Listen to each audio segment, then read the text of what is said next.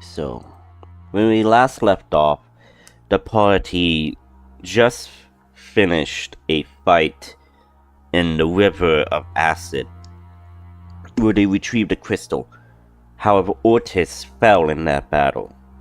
When they made back to camp, they discovered that Ortis's body was still alive, but his soul was not exactly present. When Layla attempted to delve into his mind, she discovered that his soul and consciousness was in a mindscape that was created by the serpent Jormungandr, where they fought against this entity and managed to succeed. However, I believe Ortis had a type of marking on his body now of a serpent or something. I think it was a sword. Sword, yeah, of a sword, with a serpent, I guess, yeah. And after that, the party decided to go venture out into the contaminated zone again to locate the final two creatures and defeat them in order to dispel the corruption. So that is where we left off. You guys discovered what appeared to be a type of ritual, that they were trying to do something to this coffin, resurrect something, we don't know. As you guys were then engaged by creatures, skeletons, and you are fighting them at this moment. So we'll go to the battle session now. Okay, and D&D, I think we did Terror in the Woods.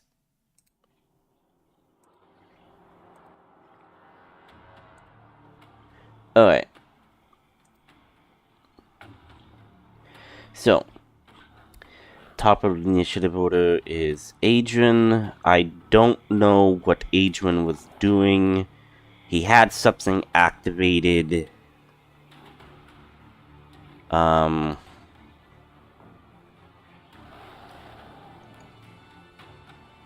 he had Spirit Guardians.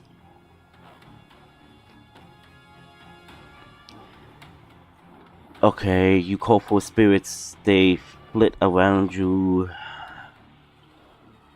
Okay, when you cast, you could destroy the any number of creature. And radiant. Okay, so they would take radiant damage. Okay. Or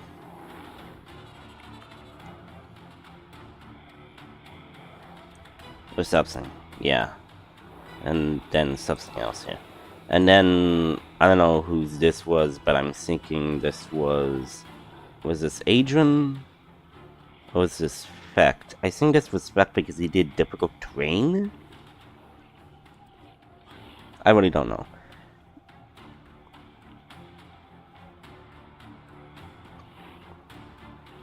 Okay.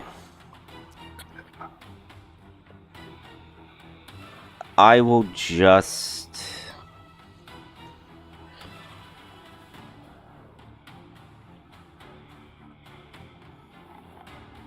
I'll just, you know,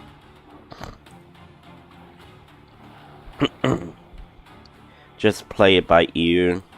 Play how they would play. Like I said, I'll do what I can. Adrian's character, again, is so confusing. He created this killing machine that I don't even know how to properly use, so I'll do the best I can.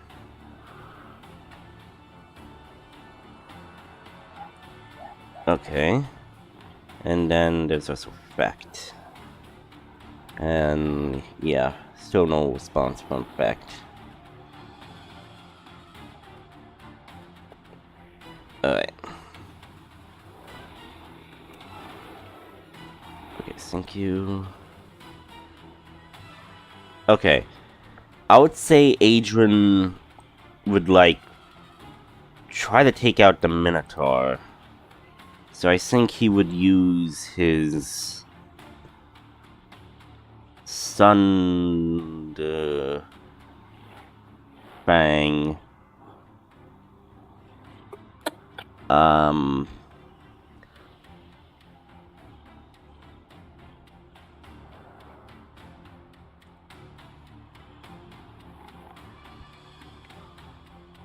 Okay, Thunder Fang.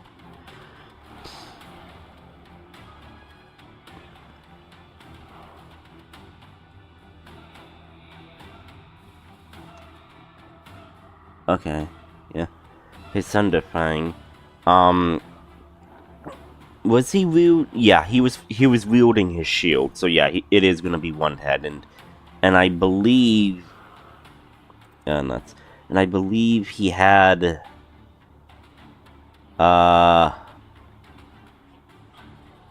he had extra attack, right?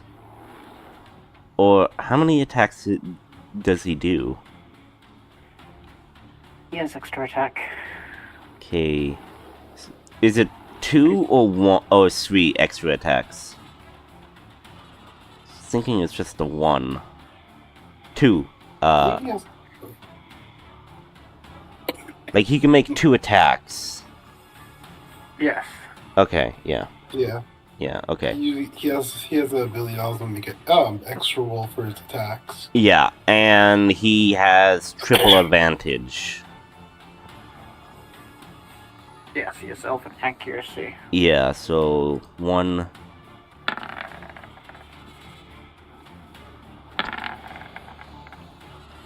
Yeah. Okay, so yeah, the 30 would definitely hit. And that is that much damage. Okay, next is the other attack. Okay, that's a nat 1. 27. Okay, so the 27 does hit. And that's 14. That. And I think, did he activate?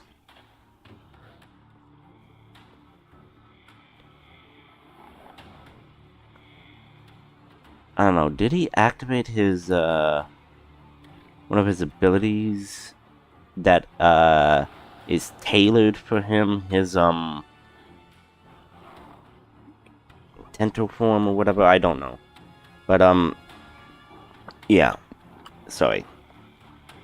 So that's 14 slashing plus 8, 13 slashing plus 5, so that's up top of my head. I'm gonna calculate this.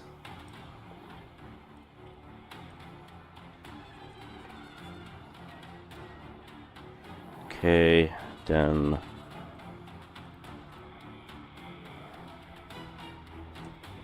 so that's like 40 damage on that skeleton minotaur. Guy still up. I don't know why I put that up or whatnot. But yeah,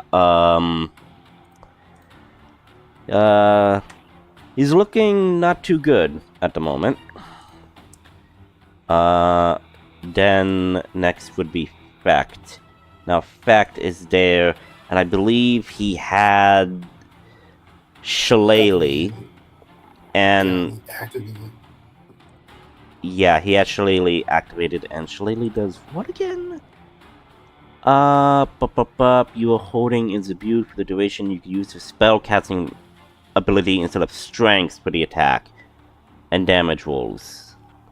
The weapon also becomes magical if it isn't. Okay, so he makes a where the fuck is his? Oh, okay, so he already did it with the okay, so he actually did the modifiers of the attack for the thing. Yes, and I believe he does not have extra attack. Right? No, I don't think he does. So here's Shillelagh. That I believe would hit the skeleton minotaur. Let me just double confirm its AC. Skeleton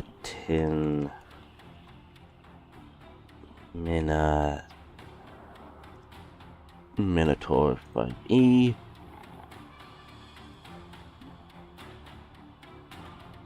Yeah, so the 16 would definitely hit. So that would be 14 slashing damage on that guy. And he is also not looking too good. Next are these guys. Okay. So, let's see, 1, 2, 3.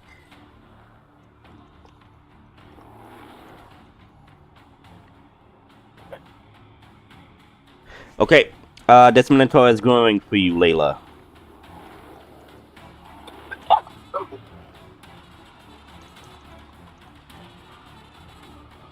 Of course. Yeah. Well, hey, I rolled a dice to see where... I know, it's just my luck. Go ahead. It's just your luck. And it's using a Great Axe, so that will be 1d20 plus the modifiers. Okay. Does an 18 hit you? Yes. Okay.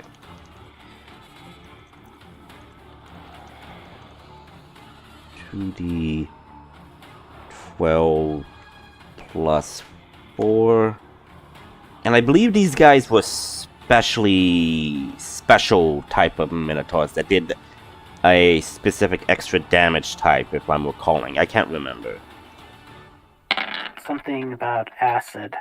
Them being coated in acid. Yeah. And I believe they did like an extra D4 or extra D6 of acid damage. Rolled 3d4 for something. 3d4 acid? No. No, I'm just looking back at what you rolled. So you rolled 3d4 for something. You rolled a d8 plus a d plus 6. Probably a hit. I mean, you don't have things that tell you what you roll random stuff for. Yeah, because usually I keep notes, and I'm trying to remember all of that. I think the D8 was for the skeletons. That I do remember. I think it was 3d4. Yeah, 3d4 acid damage, I think. It was the... It's popping up a lot. So there's this... At 10:45, you rolled a d20 plus 12, 2d12 plus 8, and then you rolled 3d4, and then you rolled 3d4 again. Mm-hmm. Way damn, there's a lot of my health gone. Okay, so the damage for the 2d12 Great Axe attacks is going to be 25 plus the 8 acid damage.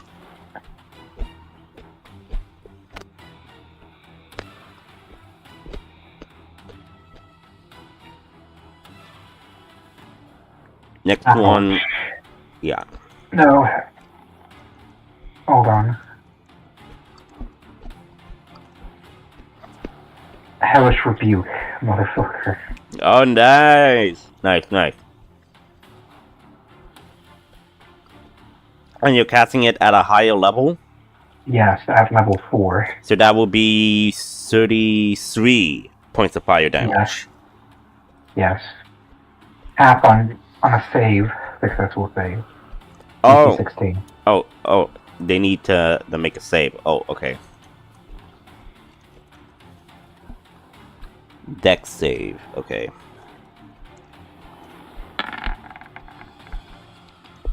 Natural 19. Well, you win this round. That's still half. So 33 half is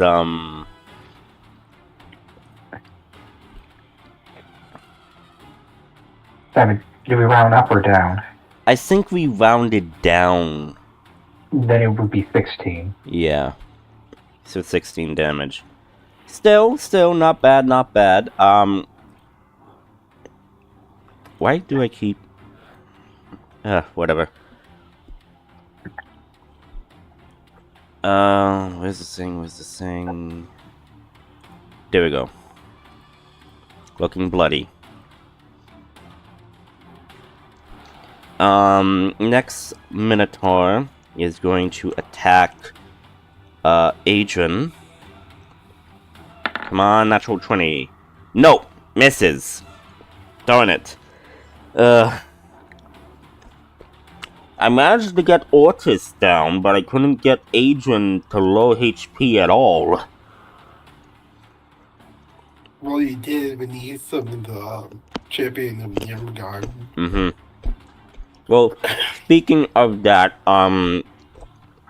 Minotaur in front of you, does a 15 hit you? No. So that would be a miss.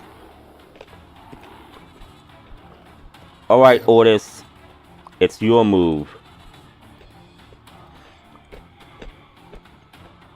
Okay, great.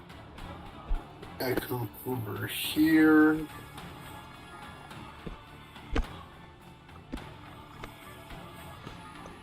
Protection. And begin to attack. Okay. Which one are you attacking? Okay.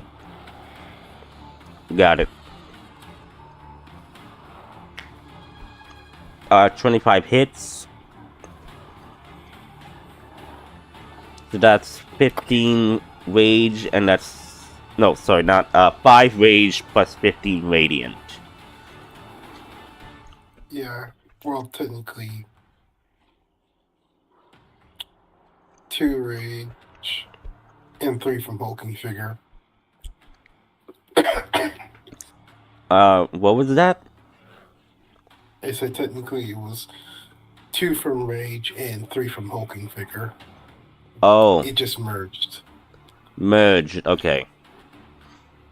But, yeah. Looking very, very, very bad right now. 24 hits.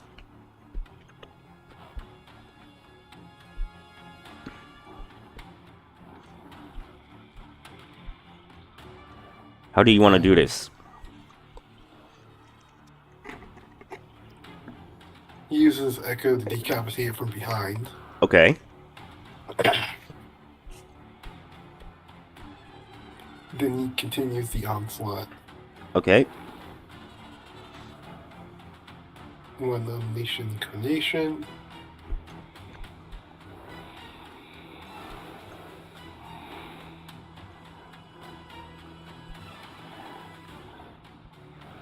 Oh, wait. Hang on. Hang on. Okay, yeah, okay. This one. 19 hits. 19 hits. And that'll be the end of my turn. Okay. Next are the skeletons. The skeleton, probably is gonna try to move towards you, Layla. But opportunity attack from Adrian.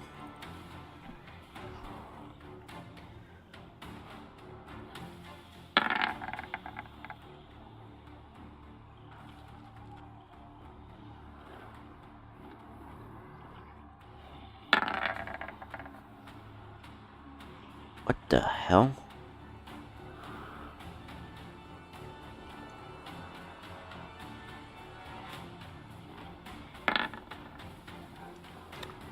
I don't know why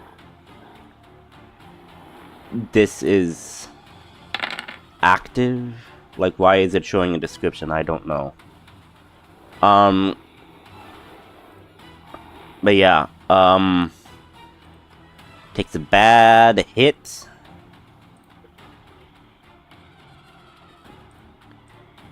But it's still It's still up. alive. Still alive. Barely, actually. Still alive. Actually, I should be using that. Barely alive, and he is going to attack you.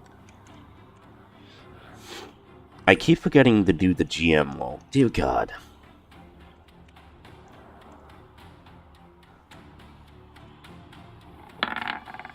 Ooh, that is a miss. 8, but it has multi-attack. Going to try to hit you again. Does a 23 hit you? Yes. Okay. So that would be that. That's 11. Plus acid damage. So that is 19.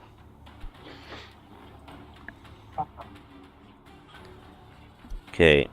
And then this skeleton is gonna move in front of the coffin. And, I forgot to mention this at the top of the initiative order, but you see these crystals? These crystals here?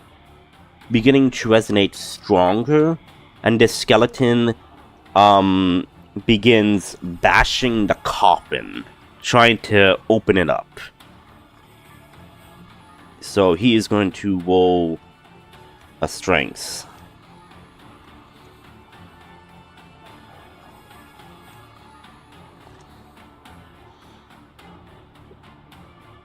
I don't know why they did not roll, but okay. Fails. One thing, everyone that started their turn in the yellow area kind of needs to roll a con save. Oh shit. I completely forgot about that.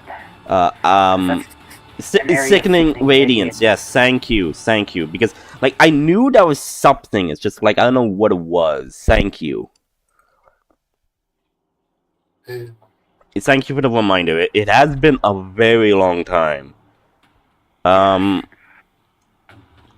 So yeah, so for Minotaur 1 and 2, 1 and 3, I mean. Okay. If they fail, they'll take 28 damage of radiant damage. Yeah, including the skeleton. Actually, no. They'll take 28 bludgeoning damage, because I switched it to bludgeoning. Right. 19 for skeleton Minotaur number 1. He passes. Okay, skeleton Minotaur number 3 fails. He will take the full damage.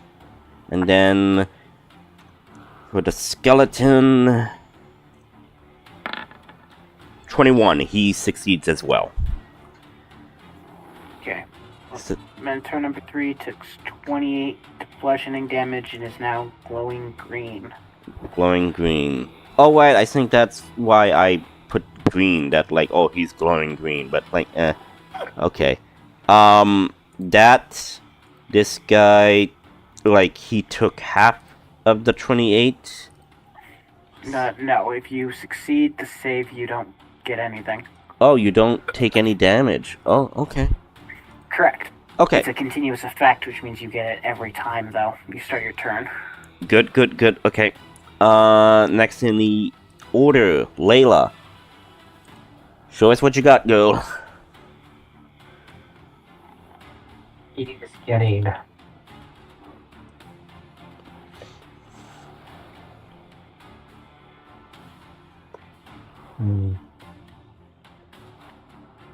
So, this skeleton is attempting to open up the coffin that is being fed this, Mazerite crystal energy. Yes, but this skeleton in front of me is being very annoying. Mm-hmm. So he's going to take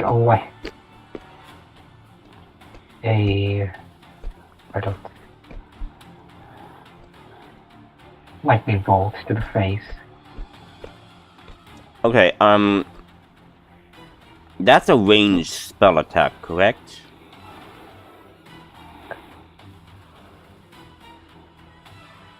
It is... Do ranged spell attacks have disadvantage? It's not a direct hit, it's an area of effect. It's a 100-foot line. They have to make a dex save. Okay. So no. So it's not a direct, like, oh, you roll to hit. It's more of like, they need to make a save. Yes. Oh! That's a 4. He fails.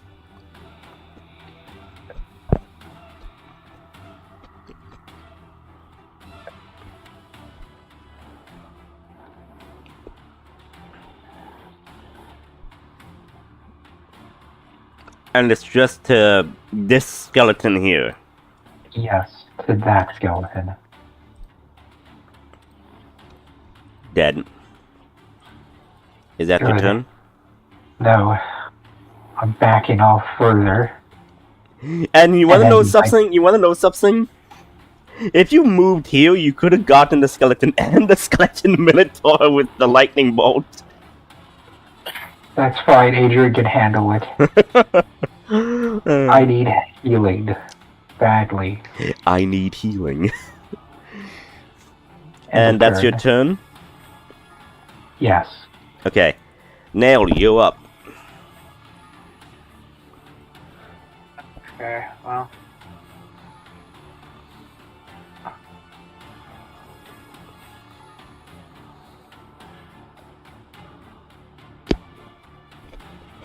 Very good. Sickening Radiance is still up, which is a concentration spell. Yeah, which means I can't do any of my concentration stuff. Oh no. Layla, enjoy 24 HP. Thank you. And...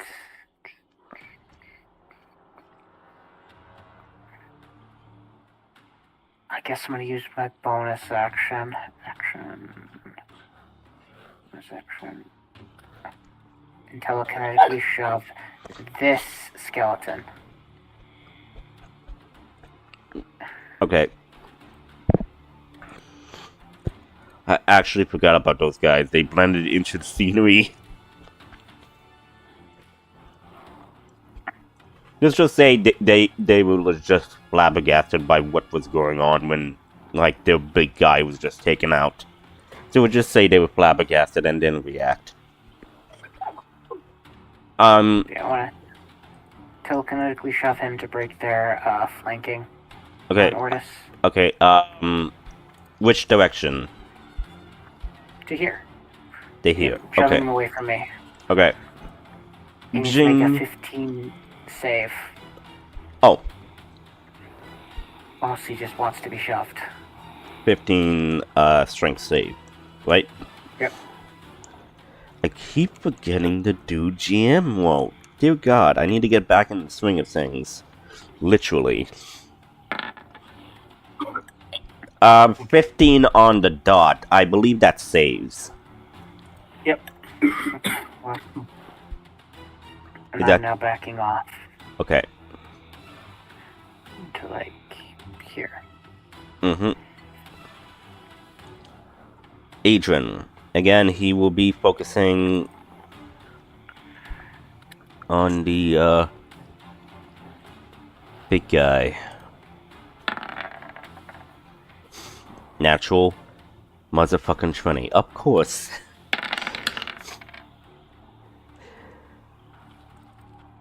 Yeah. So that's 23, 29, 34 points of damage. Dear freaking God. Attacks again. He almost kills this thing in the one shot. 16 would just hit.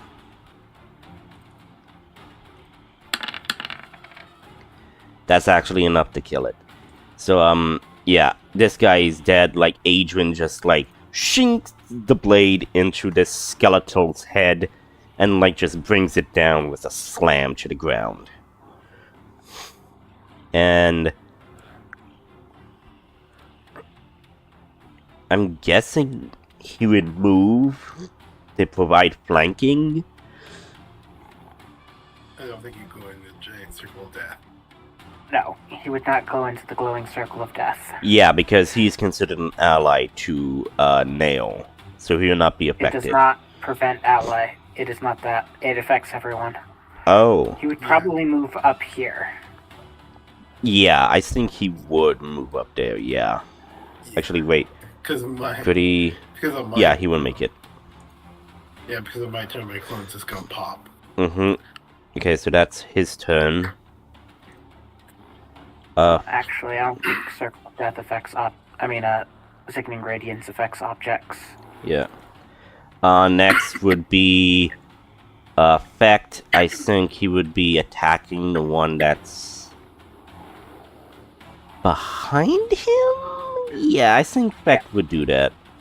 Because the bigger issues were the, skeleton minotaurs, which you have decimated pretty well. Your clone is safe, Ortis. When a creature moves into the spell's area for the first time or starts its turn there, your clone is an object. Yeah.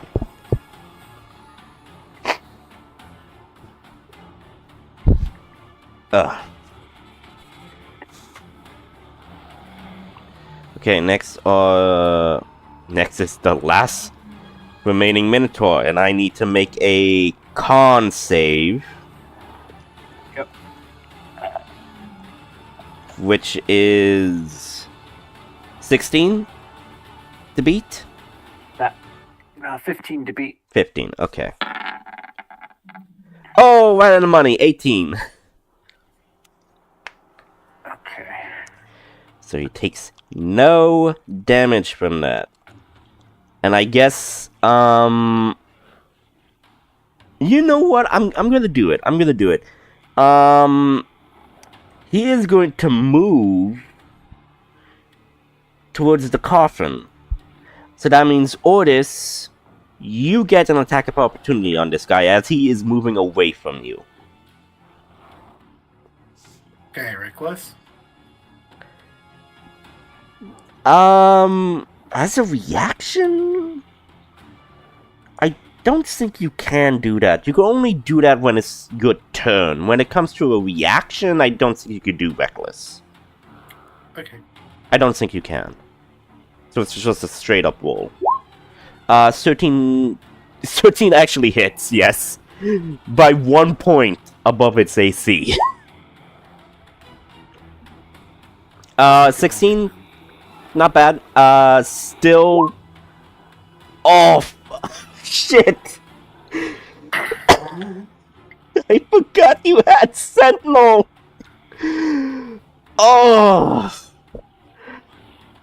Crap! Oh! Oh god, that hurts. That actually hurts. Oh. Sentinel is a bitch. Okay then, this guy is then going to attack you. It feels like it can't move, so now it just turns its rage against you, Ortis. Okay. Does a 25 hit? Yeah. Yeah, feel its unbridled bony rage.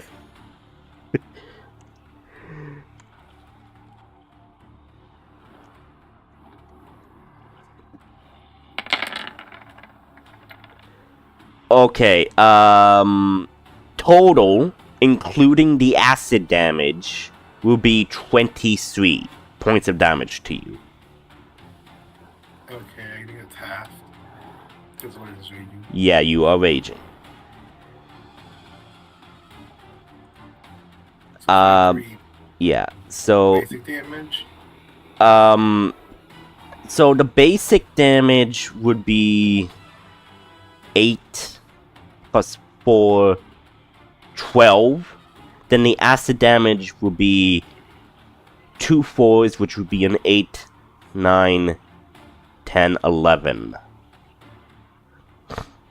So 11 acid damage and 12 slashing against you. So it's your turn now.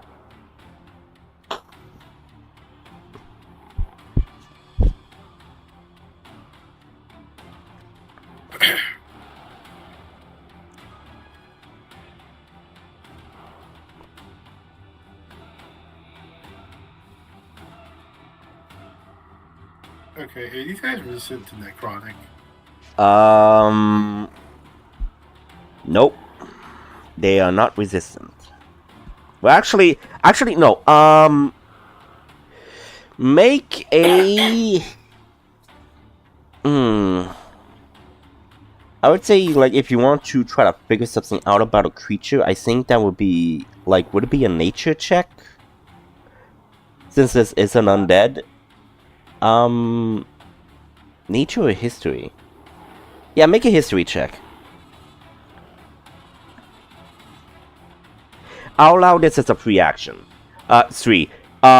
You have no idea. These guys are probably resistant to necrotic because they are undead and made from necrotic energies. Okay. He's going reckless and starts slashing them down. Okay.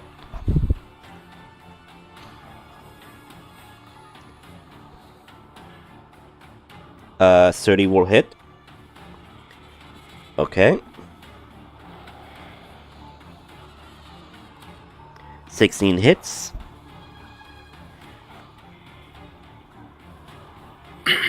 Okay, so that's how much damage?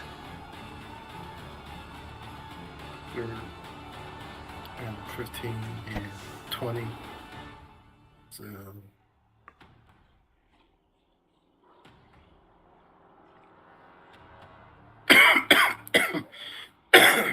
35 damage. Damn. Is he looking okay? He is not looking good. You have been slashing bits and pieces at him. You actually slash one of his forearms off, and now he's just holding the axe in one arm as he's just missing one of his lower arms right now. And you also slashed off one of his horns as well with your radiant axe.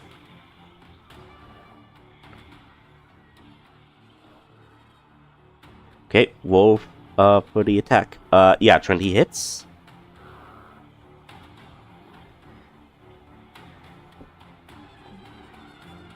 Oops, Well- clicked again. Yeah, you clicked again. So, first one is gonna be 14 damage.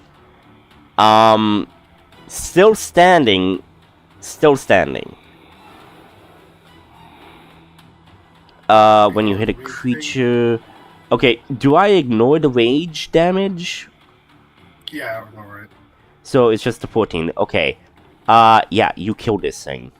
How do you kill it? As soon as he like slashes it for his echo, he uses the blood thirsty striking just drains whatever equivalent of life force it has. Okay. Is that your turn? Yeah. Okay. Skeleton turn. Now, since you did reckless, any creature that attacks you will have advantage on you. Correct? Yeah. Okay. I'm just wanting to make sure on that. I never played Barbarian, I just want to make sure on that.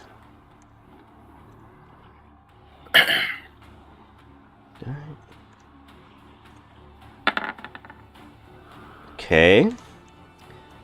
That was the first hit. Okay. Highest will be 16. Does it hit? No. Okay, that's a miss. For his first attack.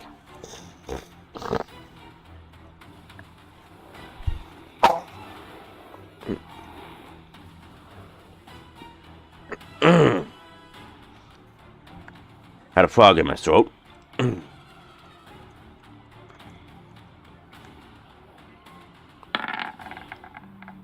Okay, again. Give me something good. I freaking have a guy who did reckless. Give me some good rolls here. 20, does that hit? No. 20 does not hit I you. have 20. I have 22. You have a 22 AC? Yeah. Oh, right, because you have a shield, right? Oh, yeah. Let me check. I've been using my attacks for two-handed, so I'm pretty sure it shouldn't minus it. Okay, your AC... Because 20 should hit. I also have the crystals. Oh, right. The enhancement crystals. Dear God. Nope, I haven't been using shield, so yeah, it's 22 is my... AC. Yeah, I see it. Yep. So yeah, that misses. Okay. This guy, okay.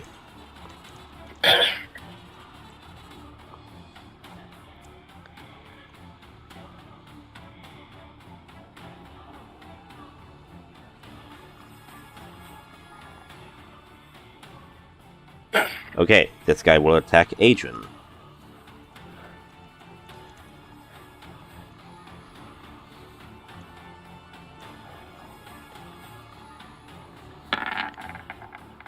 That misses. First attack.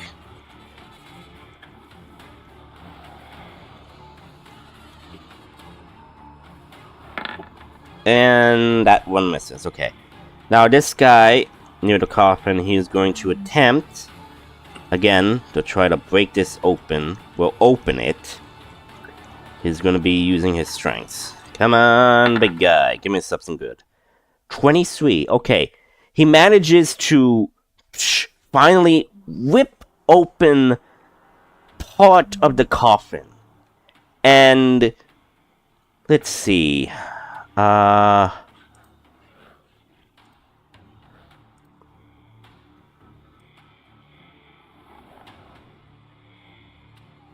need everybody within a 60-foot radius to make a con save. Yay. Is there a living creature inside that thing? Make a perception check. No, my Spell. zone of radiant, my radiant, sickening radiance goes around corners, and the moment he opened it, the thing inside would be exposed. True.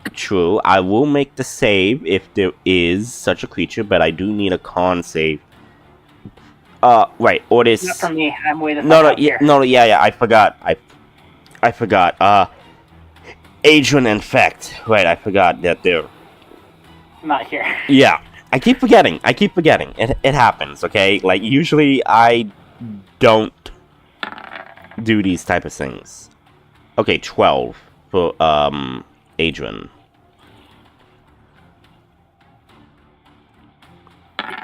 And an 8 from Fact. Okay, so the DC is actually 18, so Otis, you just succeed. Layla, Fecht, and Adrian, you, immediately feel energies flowing through the ground, and you see the entire vegetation in front of you that still remained in this area begins to die and decay. You take, You take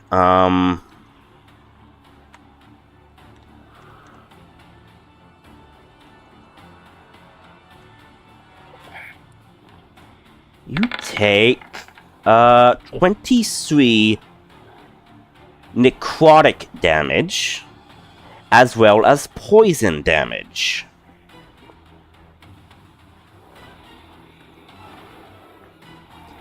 Otis, you will take half of this, and you won't be poisoned.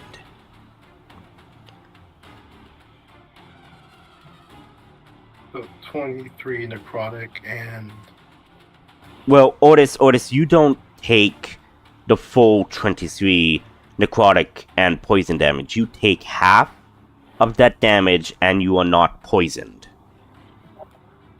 Okay, then I'll have it again.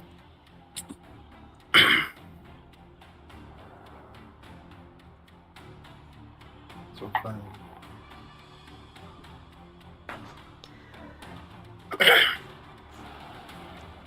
And, the DC for the Sickening Radiance is 15, correct? Yes.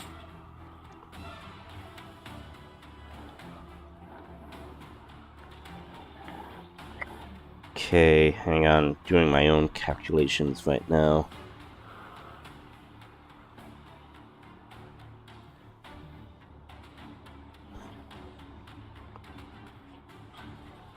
Also, does this pop my echo? If, like, I would say yes. I would say yes, since it's outgoing damage. Yes, it would pop the echo. It's like a shockwave of energy being released. Like when you put a Mento in a Coke bottle, you shake it up and then you just open it. It just like whoosh, everywhere, type of thing. So if that is that and that goes with that plus that, I would say.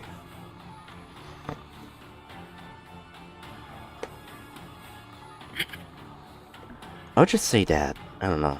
This is a boss monster. Give it somehow. 18. Okay. Okay. He doesn't take any damage. Doesn't take any damage. And, the skeleton... Oh, shit. Wait. I also need the save with the skeleton. Yeah. Oh. No, Yeah, I did. Ugh. But regardless, it did its thing, so... Ugh. I keep forgetting shit. I am so flabbergasted right now. Okay, 5. It would take how much damage? We can use the last one, or I can roll it again. Oh. Don't want 28. The The last roll I made was 28 damage. Okay. Yeah. I mean, any creature in the area, you would roll and they would take that much damage, right? Does it specify that you need to roll for the damage for each time, or you just roll the damage and that's just permanent like that? It doesn't say. It says when a creature moves into the spell's area for the first time, or a turn start, that creature must see a Constitution throw or take 4d10 radiant damage. So yeah, you would roll the damage. Okay. So yeah, you would roll the damage. 19. Okay. Ooh, a 19. Not bad. This guy has not taken any damage, so this is the first damage he has taken. But yeah, but he has opened the sarcophagus. Layla, your turn. So you are under the poison effect. What does that do? Let me look at my, GM information. Pretty sure poison...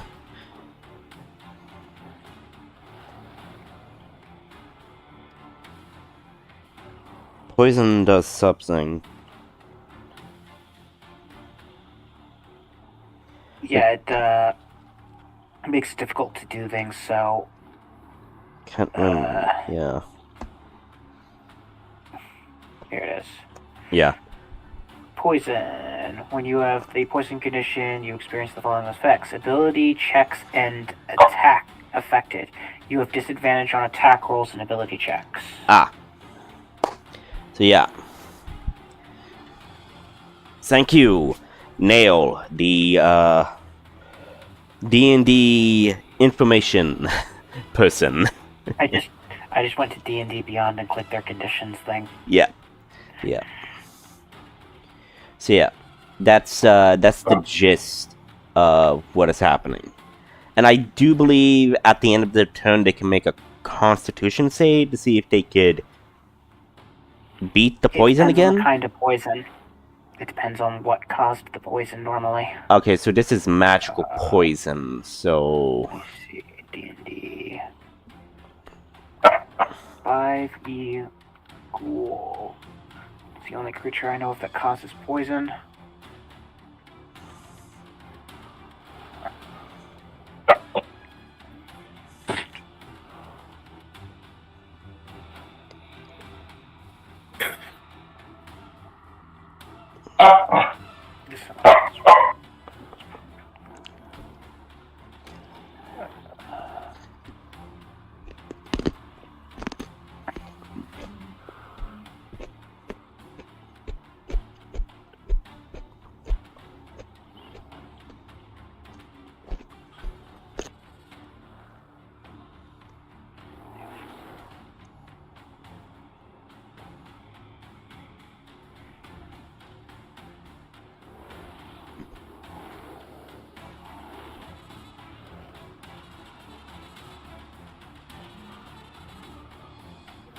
Well, Layla, do your turn, and like, when we get the information about the poison effect, we could say like, oh, you can make a con save.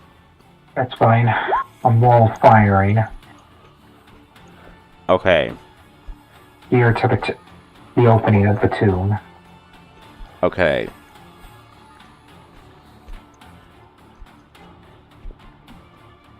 And it's 120 feet, and you're doing it from... No.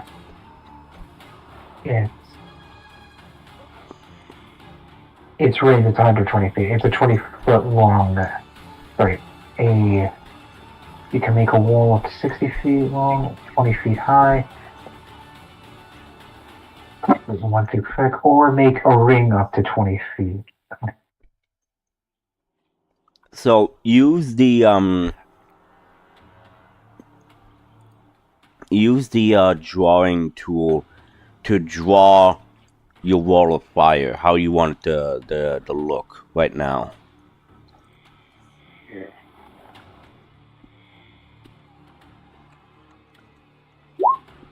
That is the text on the carrion crawler for its poisoned condition. Not the arrow tool, the paint tool. You should have one.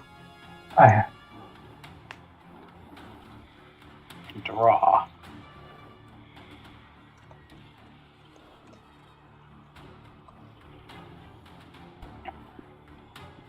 There.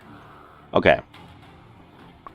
So that's the wall of fire, and anything in this fire would take 5d8 damage, but they need to make a dex saving throw. Okay. So I'll make the dex saving throw for this skeleton. So DM. That carrion 7. crawler has an attack that causes the poisoned condition, and this is what it has under the poison condition when it triggers it. Yeah.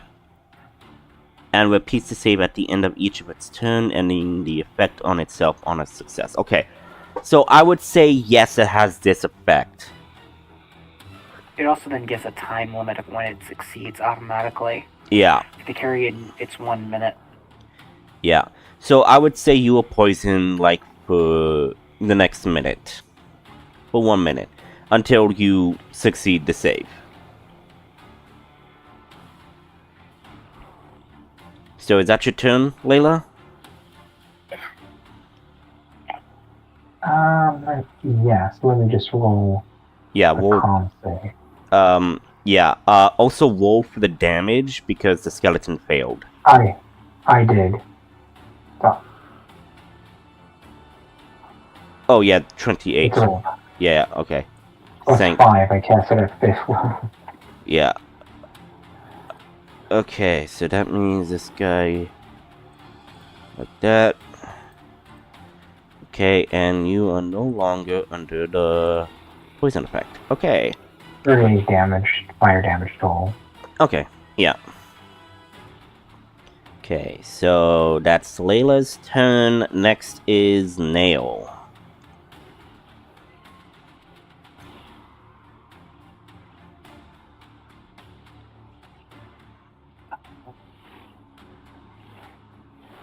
These skeletons are still alive.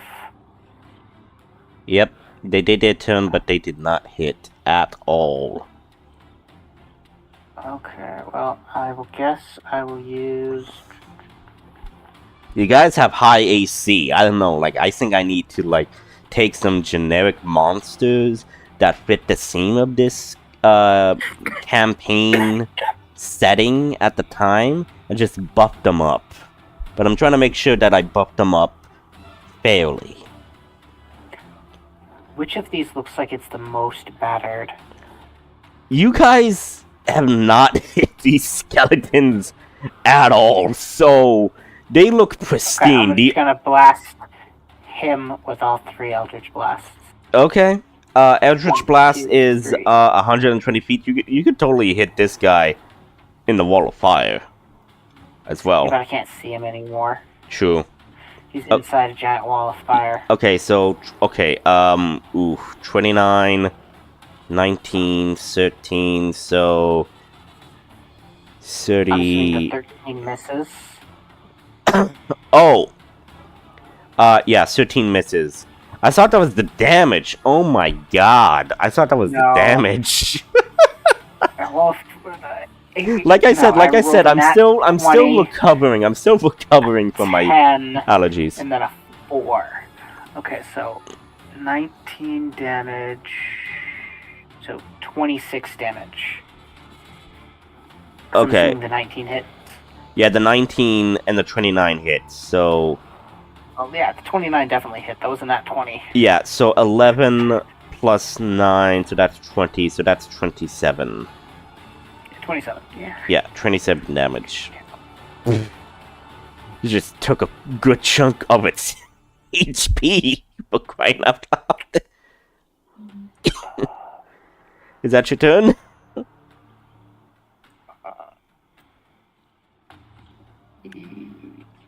Does any of my allies look like they're really harmed other than being sick? No. They're under the poison effect. So yeah. Yeah, I can't really help with that. I'm not going to use 2 turns to cast Lesser Restoration twice. Yeah. So, Yeah. plus I'd have to walk over there and, yeah, no. Okay. Yeah. Well, yeah, more or less. Okay. Adrian, Sandra. and he is under the poison effect, so that means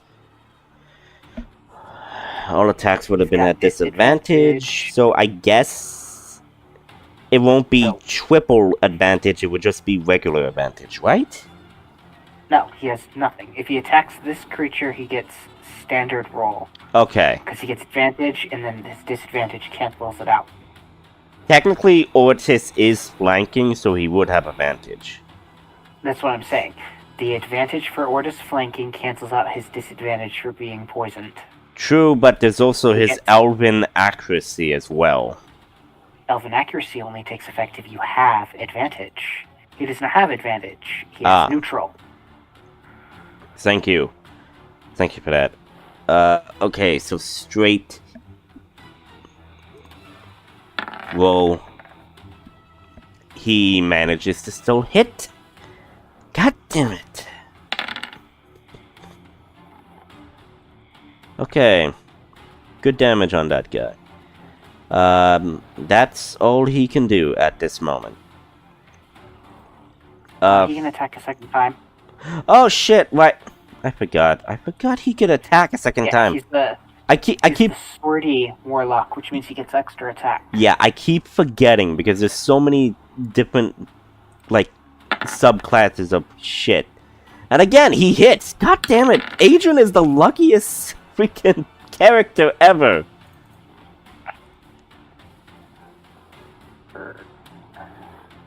Half HP. Okay. And he needs to make a con save again to see if it succeeds. No, he's still poisoned. Okay. Now it is Feck's turn, and he is going to... I guess he is going to shillelagh the guy in front of him again. Question is, would he risk moving here to get advantage to cancel Well, his well, well, well, disadvantage? still, well, he hits, regardless. He hits. So that's good damage on that guy.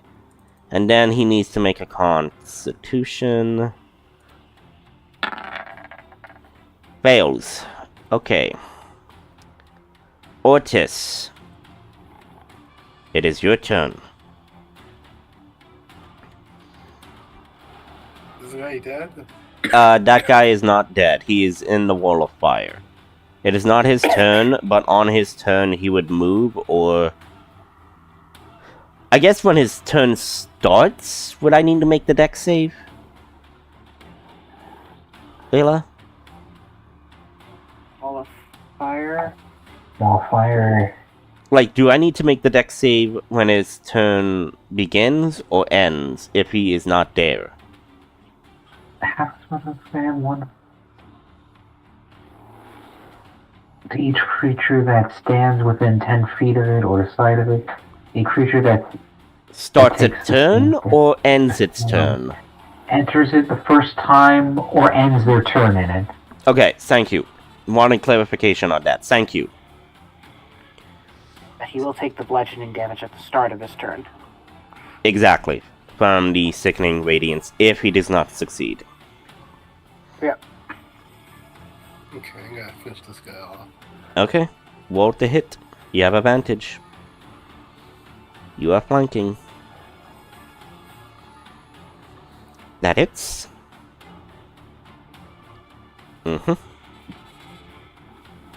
That hits. Okay. Can you reroll one? So that's 13. Wordis, don't you have great weapon mastery that allows you to reroll ones when you roll them? The 3 is his rage. Yeah. The 8 underneath it, though, has a giant 1 for the d10. Oh. Well, actually, yeah, do you not have great weapon mastery? Yeah, so I can't reroll that one, yeah. If you so wish. Yeah, Because if you kill him, you could move forward and then use your second attack. Okay, on the so other that's skeleton. 7. Okay, so that's 7 plus 5 plus 2. So 7 plus 5 is 4. So that's 14 total. Plus the rage from the first attack. So 14, that would be 19. Plus 19 kill. 19 gets him to critical state. Oh. But the 13 will get him to very low of his HP pool. Wait. These guys are hardy. They are not your cutthroat regular skeletons. Give me a second, I think it's a little weird.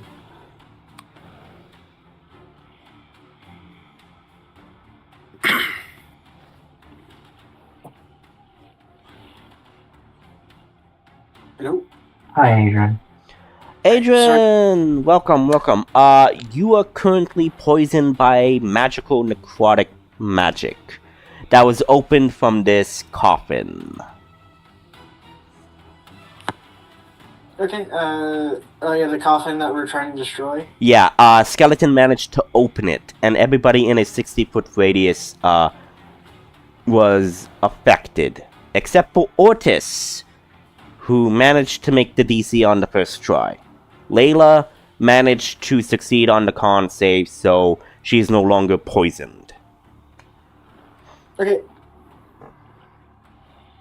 You know, I think, like, just one more thing I want to do, but it's activated his blood 3 tattoo. Okay, you want to use... Skeleton off. Okay, you want to use your blood cyst tattoo? Okay, roll the damage for the blood cyst. Let the thing, my thing is, Acting up? yeah. Okay. Do you have it in your rolls? If you want, I could roll it for you. Yeah, you can. It should be in the attack thing. Okay. Just decrease the point thing as well.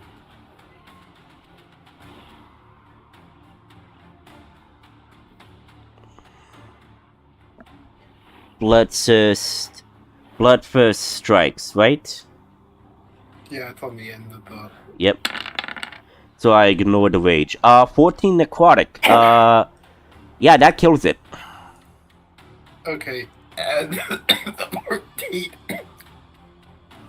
to the HP Of your HP. Okay. Yeah. Okay, you had, I believe, 77 HP when I last saw. So you would be at 91? Yeah, you'll be back at max HP. Yeah. Damn.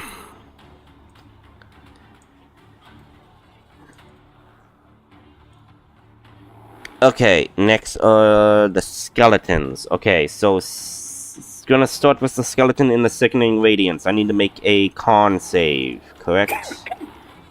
Yes. Okay. Fails. Roll the damage.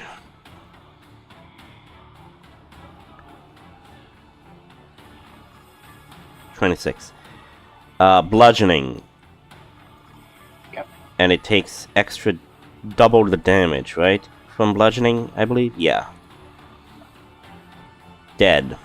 Crumples up from the immense pressure of the bludgeoning damage. Skeleton over here. Skeleton would try to go towards you, Layla. So, Adrian and Feck would have attack of opportunity on this skeleton. Sounds good. Yeah. Is it with a disadvantage? With disadvantage? Yes, because you are poisoned.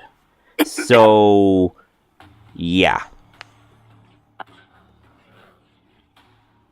Okay, my character sheet's taking a long time to load for some reason. Yeah, I know. It happens. 1 second.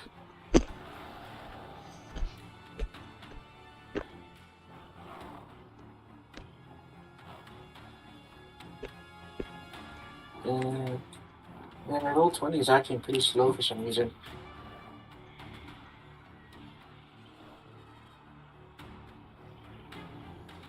Do you want me to roll for you? Yeah, sure. It's just a basic attack. You may have to refresh your page. Yeah. Yeah, that's what I'm doing right now.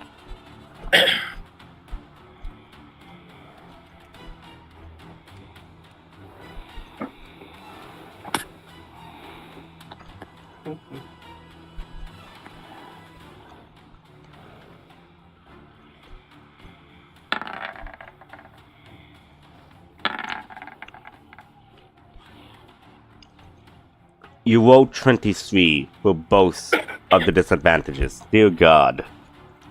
Yeah. So that's 18 damage total. Okay.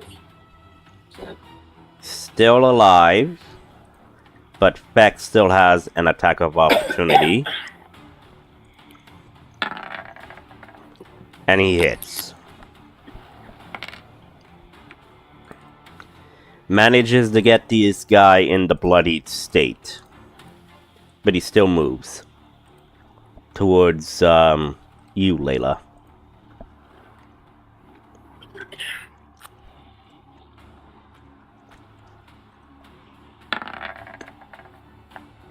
Nine misses you, I believe. Yeah, 9 misses. Yep. 9 misses. That's their turn. Alright, Does he Layla. look bloody, or is he still pretty healthy? He looks bloody. So, when I use the heart that has half of it, it means that you got him to half of his HP pool.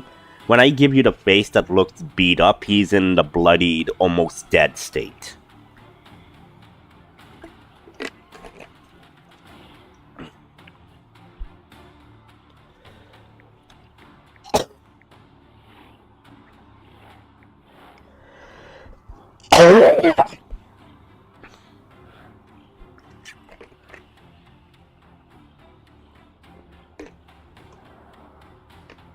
Ugh. It's your turn, Layla.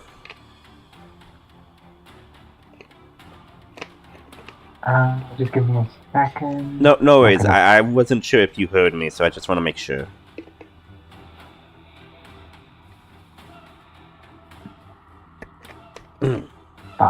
Okay, bonus action converting 7 of my spell points into a 5th level slot. Okay.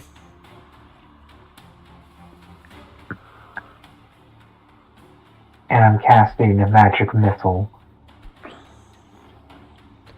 Magic missile on that guy in front of you. Yep. Okay, roll the damage.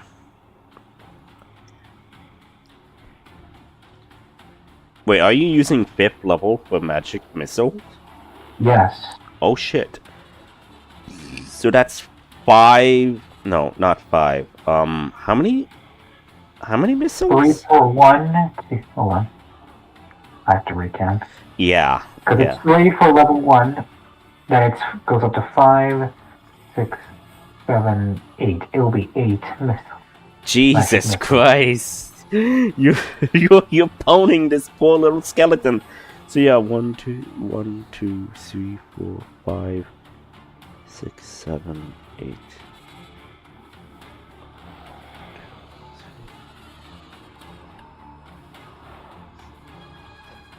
7 and 8. Yep, that's 8. Yeah. So that's... Oh my god, how much? Okay, so 4, that's 8, plus another 4, that's 12, 13, 14.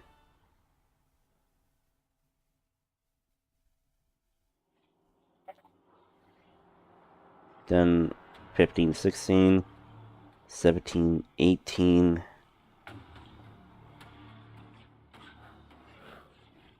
Then there will be 21 plus the 5. That will be 26 force damage.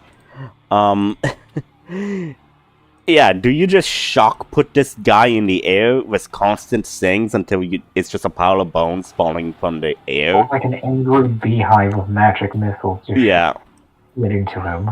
Okay. So, yeah, skeletons are dead, but combat is still active. Is that your turn? Yes. Okay. Nail, your turn.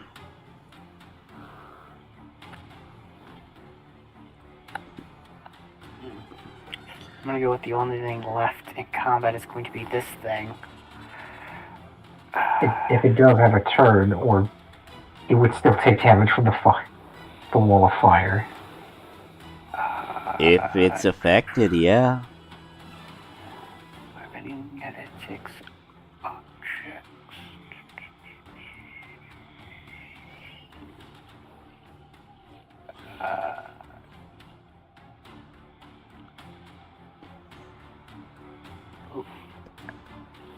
Welcome back.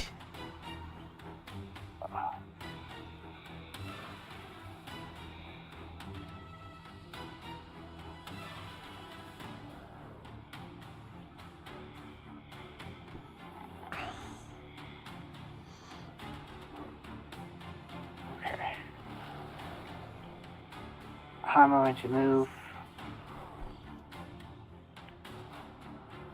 closer.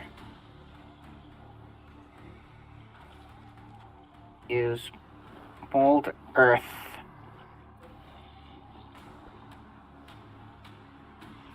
to create a little mound of dirt to hide behind. Okay, Right in front of me. right in front of you. Okay. How big can you make it? It's like the entire square?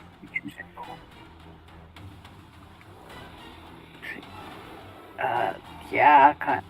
It's like you can choose a portion of dirt or stone that you can see within range and that fits within a 5-foot cube. You manipulate in one of the following ways.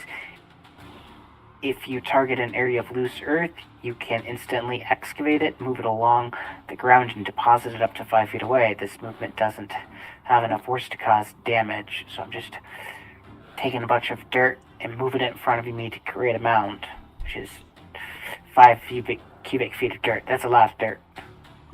So basically the entire square. Yeah. Okay. I made a little square icon to emphasize the cover that you made. And that's your turn? Yes, because I can't get close enough to start excavating the dirt under the coffin to cause it to fall. Okay. Next is Adrian. Okay, let's see. Also, there's an aura around you. I'm not sure. Is that your spirit guardians? Yes. Okay. Are you still gonna have it active, or are you gonna disable it? Yeah, I can still have it active. Okay. So there's no skeletons left. No Just the skeletons. coffin. Just the coffin. You see the coffin. The lid is open, and you see this like smoke and like pungent smell of like rot emanating from the poison. You don't see what's in the coffin at the distance you are at, but you do see it is ajar. Okay,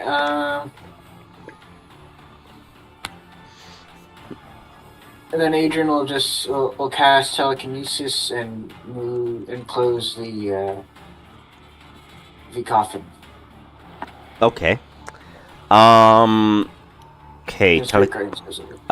Telekinesis and okay. So I can move any object or creature that weighs up to 1,000 pounds. Yes. Also, okay, if the object is worn or carried by the creature, you must make an ability check with your spellcasting ability contested by the creature's strength check. If you succeed, you pull the... Okay. I need you to make that ability check with your spellcasting ability, please. Okay. Spellcasting ability. I'll just roll... It's a D20 plus your spellcasting modifier. Yeah, I'll just roll like an Eldritch Blast then. 22. A plus 11 is your spellcasting modifier? Yes, charisma, proficiency, and then the staff of the Rod of the Pact Keeper. So the staff...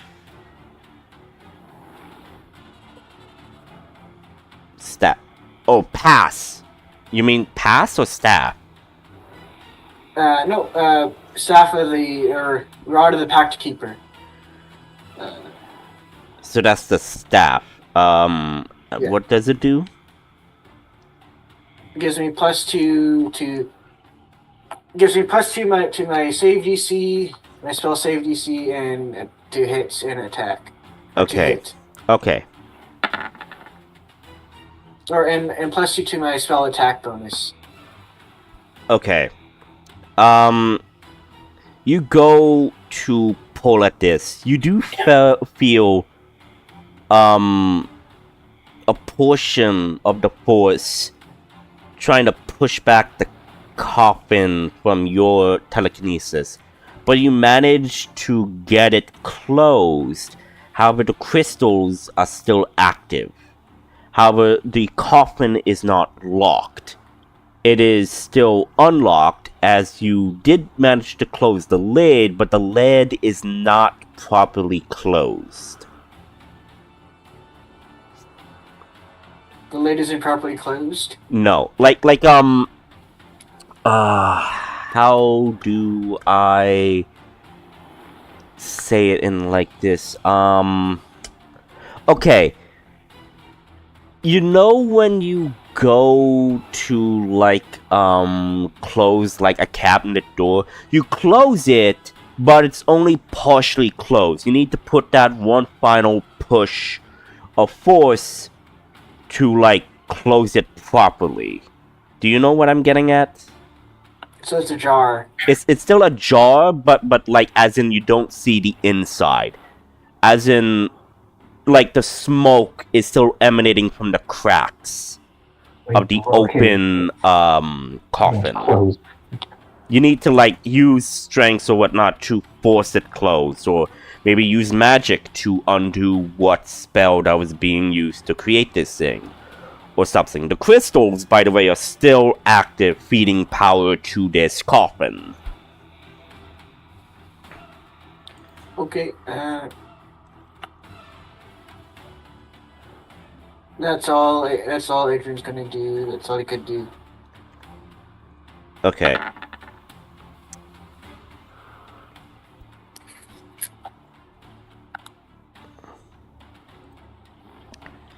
Okay.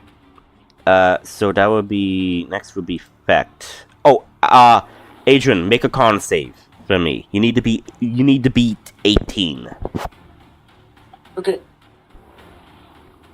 Come on, so. Nope, you were still poisoned. Okay.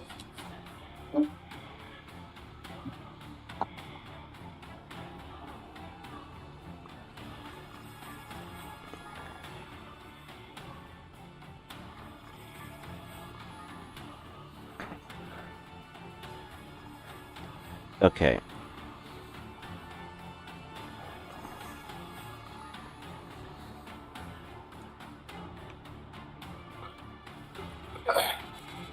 Okay, so next will be Fecht. I don't know what Fecht would do in this situation. Combat is still active. I don't know. I don't know what Fecht would do in this situation. Does Vect have any ranged spells at all? Hail of Spores, Blight, Thorn Whip, Chill Touch, Thunder Wave, Wall of Fire. He has Cure All of those are Wounds. ranged spells. Yeah. But nothing to outright help in this situation.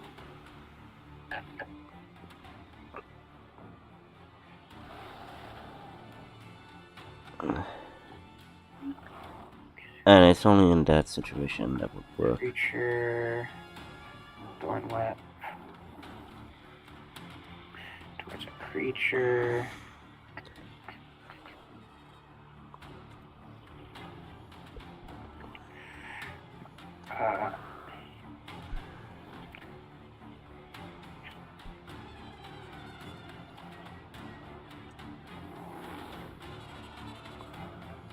You know what you probably do is tell me to take down my sickening radiance, and then you just walk over there and close the lid. I mean, yeah, but you can only dispel that on your turn. So I guess he would just move No, you up. can break concentration on it. I can drop concentration at any time. That's pretty much what I did with my wall of Oh. fire. Oh, Okay. okay. Then, yeah, you could totally do that. Yeah, Do I'm you gonna drop drop concentration on it? Yeah, I'm gonna drop concentration. Okay. So you drop concentration on the sickening radiance. And in fact, we literally just probably walk up and try to close the lid. Okay, so he's here. So he's just he can only get up to here with his movement, unless you want him to Yes. dash. Here. Well, no, technically he was here. No, wait, was he? Wasn't? He was No. standing there because he was right next to the skeleton that died. Right. Sorry. So he would be right about here then. Yeah. Okay. And you want him to attempt to close the lid. Yeah, because he would totally just close the lid. Okay. He would He's use... the one who totally just walked to Yeah. crocodile-infested waters and acid water. Yeah. At this point, like he doesn't scare easy.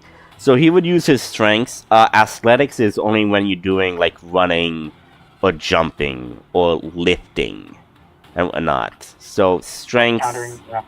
Yeah.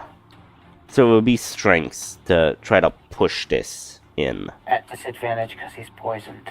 Yes. Okay. 12. Okay. Hang on.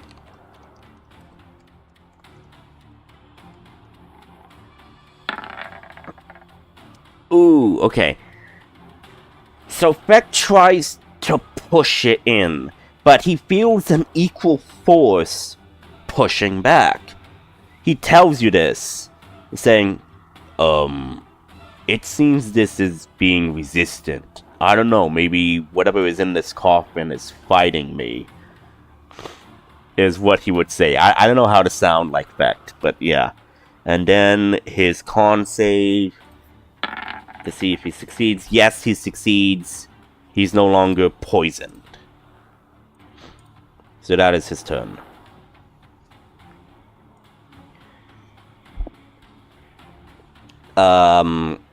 Ortis, your turn. Over here. And push the cotton.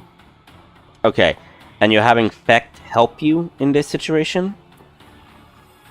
Yeah, also enraged, so I still have advantage. Okay. Make your rolls.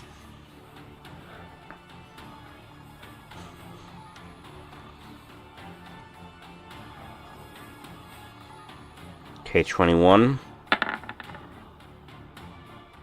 Ooh, okay. You do feel force pushing back, but you manage to close it. But the smoke seeps slowly now. As in, it's still seeping out, but you manage to close it. But it is not, like, in a sense, you feel there's no click, no, like, sound or way of knowing if you completely closed it. You did close the lid completely, but you feel, in your interpretation of your strengths, that it might not be completely closed. You're not entirely sure. In fact, give me a... No, what's your passive perception? I'll use your passive perception.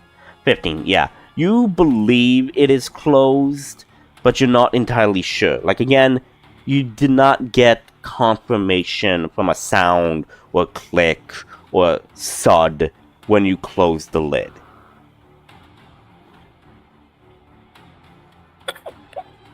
Okay. Is that your turn? Yeah. Okay. Layla, your turn.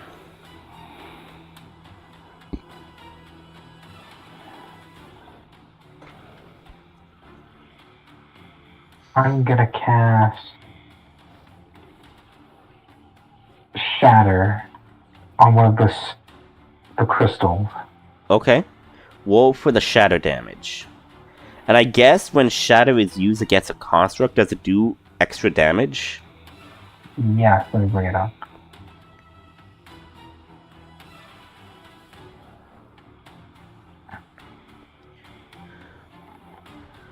If the material is made of, if it's made of inorganic material such as stone, crystal, or metal, it has disadvantage on the saving throw. Non-magical objects being warped also take the damage as it fell. Hold on. I mean, this is a magical gem, so it would stay still that. Either way, it would take the damage, but yeah, roll for the damage. Well, actually, yeah, I don't know what level you're casting it at. give me a second. Yeah, no worries. I'm just doing my own calculations. So 17. So Plus 7. So that's 24.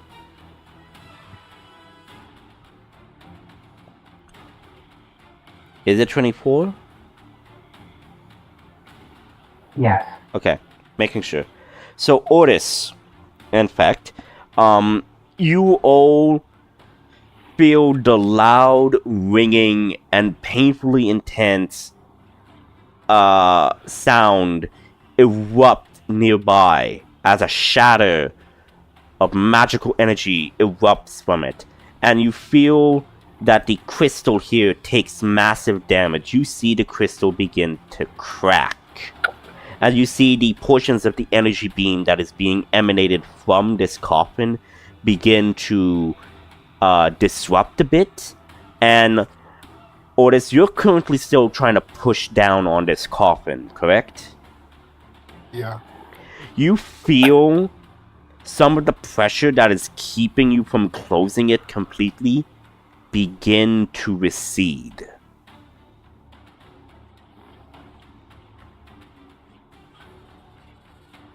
What you guys are doing, it's working.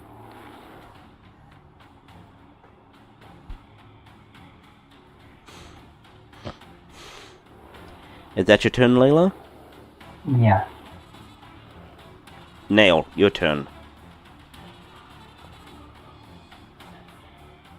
Okay. Well, I guess I'm gonna blast one of the crystals. Okay. I wonder if I can even do that. Let's see. Northwest.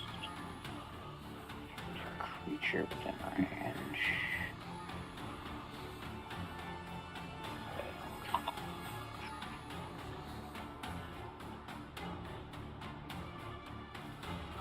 Sure.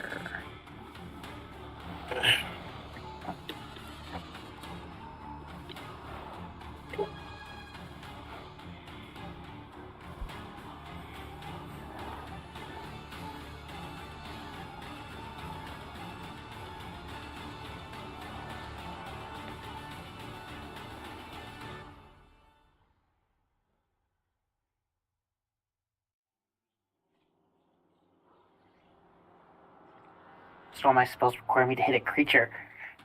Ugh. So much of magic is not made around not hitting creatures. I mean, yeah. I mean, it makes sense. Fine, I'll do the simple thing. Where is it?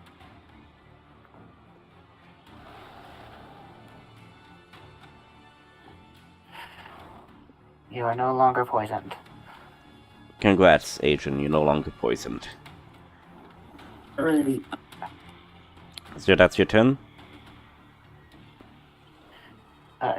Yes. Now Okay. Adrian can then walk up. Yep. Well, Actually, give me a second. 1 second. I'm gonna do a little. Okay. I will have moved here, cured him of his poison, and then shoved him 5 feet closer. okay. Sure. Okay. Adrian, you move down 5 feet. Okay. Why are you shoving me? So you can get within range of the crystal so you can slash it a bunch of times. Yeah. No, one. You go there. Yeah. So is that your turn, Nail? Now, you get 30 feet to move there and you can attack that. Yes. Okay. I'm not gonna be right up next to it while hitting it. I forget, did Layla? Lilith's shatter explode the crystal? It cracked damage. it. It cracked and damaged it slightly. Okay. But is that your turn, Nail? Yes, because Oh, okay. I can't. All my spells either are really, really powerful or require me to hit creatures specifically. Yep. Because magic. No, yeah, that makes sense. So, top of the initiative. Adrian, before you are going ahead there, Otis, in fact, and I guess in a sense everybody, you feel tremors in the ground. You see the crystals begin to pulse.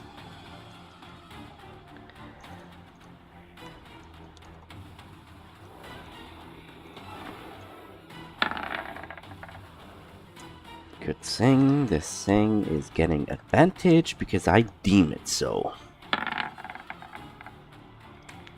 Oh yes! Yes! Ah! Otis! I need you to make a contested strength check, please. Okay. And Yeah, oh man, You're raging. practice helping. Yeah, Vector's helping and you are raging. Okay.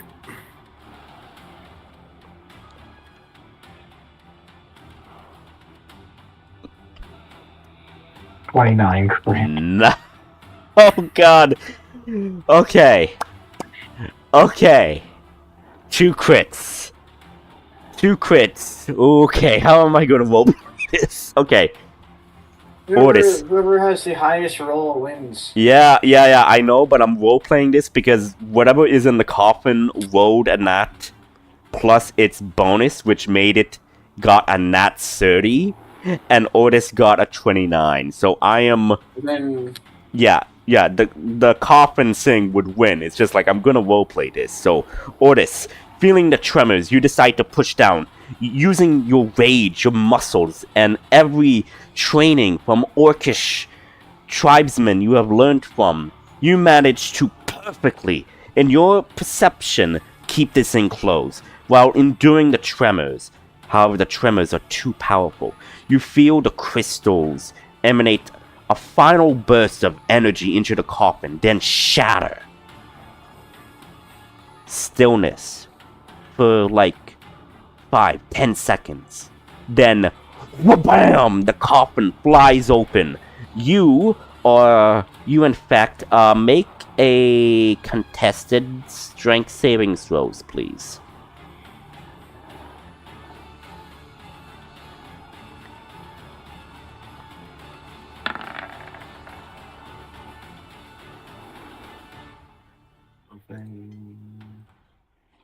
Range.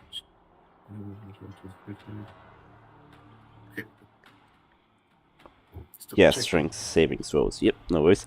19. Okay, so you manage to not be completely pushed back, unlike Fact. But everything changes as you then see...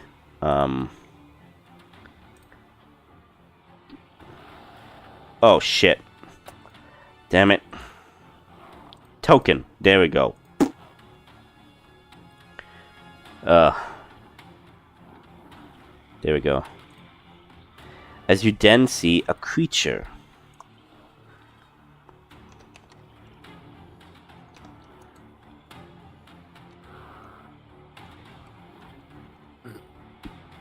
What is he looking at?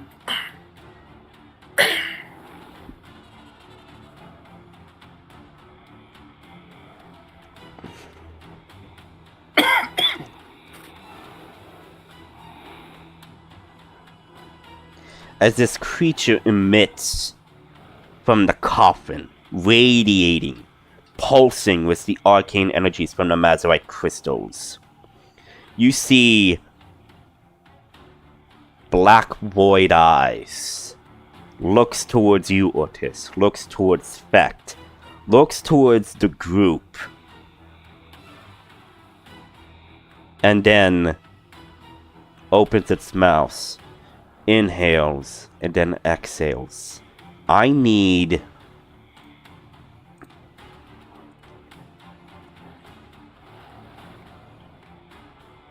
everybody within 60 feet to make a... I'm thinking this is a wisdom save. Yeah, make a wisdom save.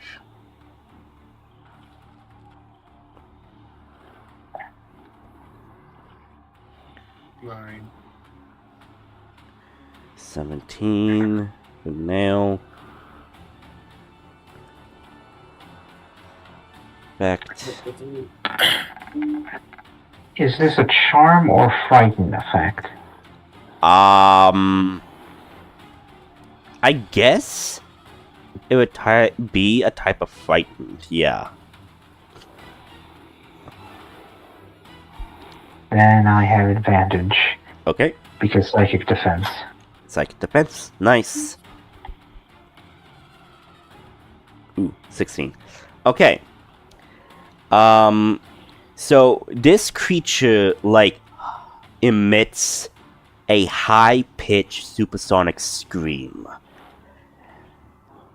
So, Ortis and Nail and Layla. You fail. You feel the ear-screeching pain as you're just covering your ears trying to stop the sound as much as you can. You feel that your ears are bleeding from this. More so for Otis because he is in direct point-blank range of this. And you all take...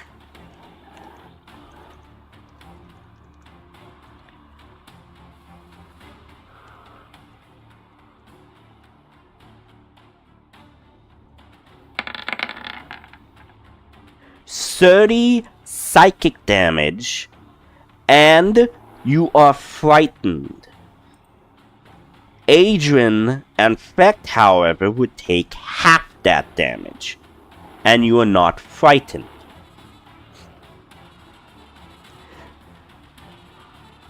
So I'll put a little marker signifying that you are frightened. 35 damage? 30 damage. Half that is 15 for Fecht and Adrian because they succeeded the will save.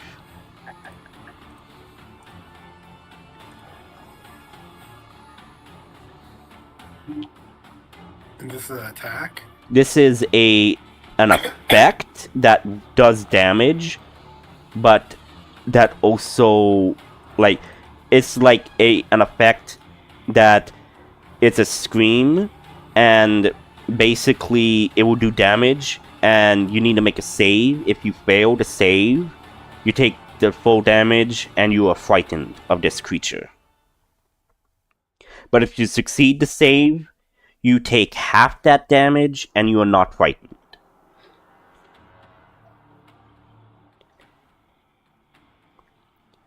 So you just hear this wail of immense power, like a shockwave. This creature then, like, looks towards the group. Oh, no, go ahead, Otis. What do you mean, wait a minute? Whenever a creature you see damages you, it doesn't say if it's spell or anything. I can just imagine Otis reacting, panicking, punching it in the face. Okay. Well, technically, this is a legendary action.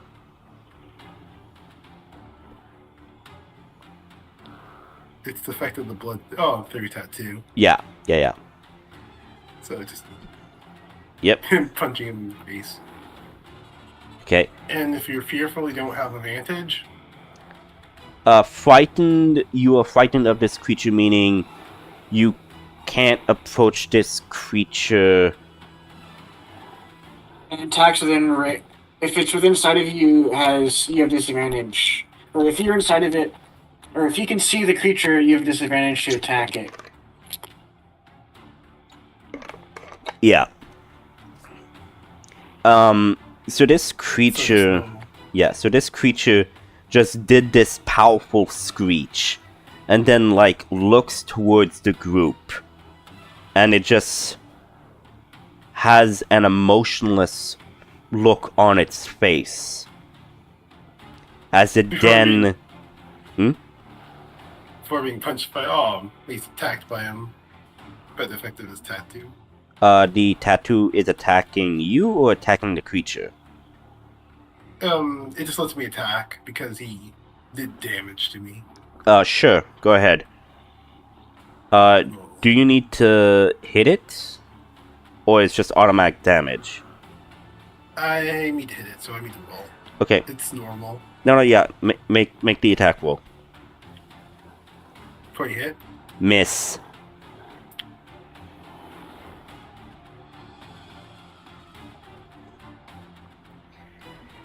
Then this this creature says, in languages that you all can understand, in multiple different languages that you actually understand, it says, "You are not prepared for the end of your world." And then it begins to emit a spell. And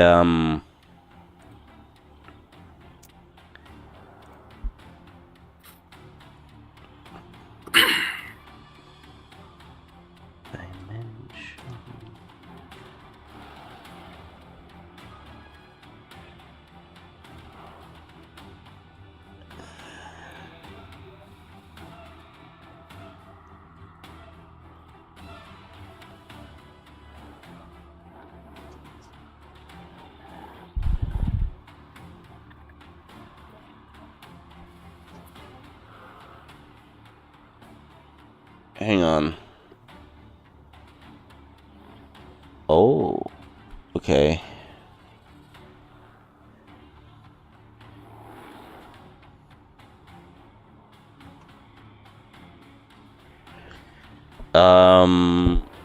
Yeah. It begins to emit a magical archway behind it. And it glows with the purplish energy of this Mazurite crystal power. To those, you can make a free Arcana check if you so wish to figure out what spell this creature is casting. Okay. If you so wish. Yeah, 11. As well. Yeah. So only Nail, you recognize this as Dimension Door, as this creature is about to step forward into this archway. Yep, he's peacing out. Yep. So this creature steps into this gate of sorts and disappears from your sights. You feel the effect of this thing that it did to you. You feel it's still ringing in your ears and whatnot, but you feel that the fear and sensation begins to dissipate, because the fear has ended, because I believe you're no longer in sight of the creature that is causing the fear, so the fear would end.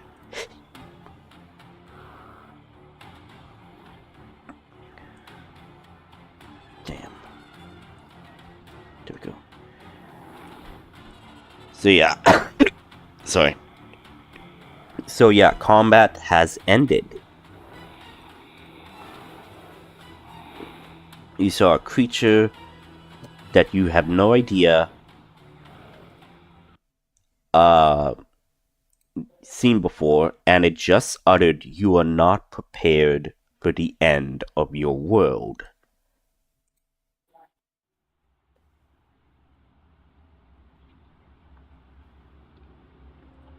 You would have any idea what was that?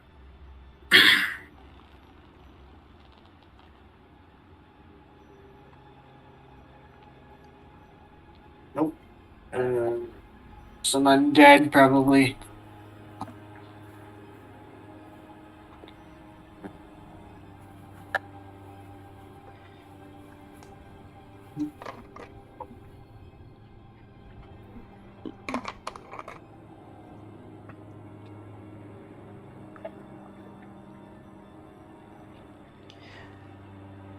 But I will say this, when this creature disappeared from your sight and from the area, you see that the vegetation that once is blighted by corruption, you see it begin to, in a sense, revitalize with life.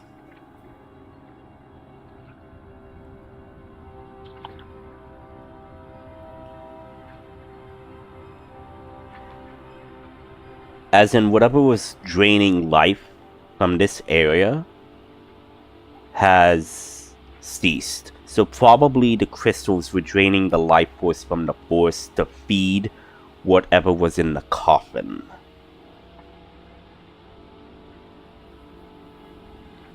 So you see that some of the vegetation begin to show color again. Even though it is still in a gray state of decay, you see it beginning to give life back to the forest.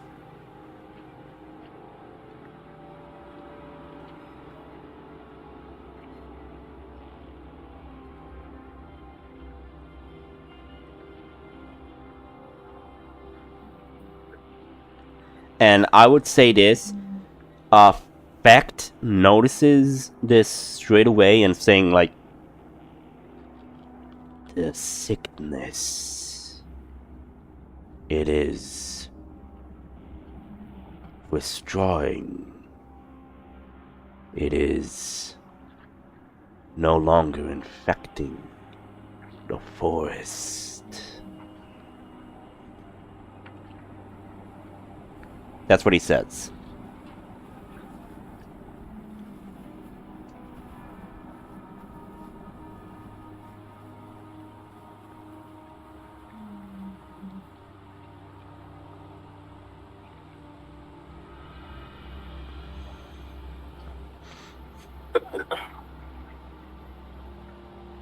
I guess Oris will start looking at the coffin.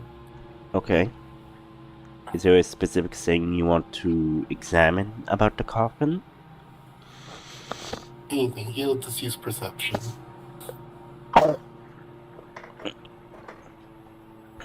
Roll perception.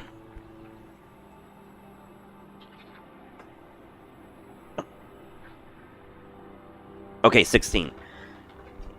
With a 16, you notice the interior of the coffin is covered with velvet leather of sorts.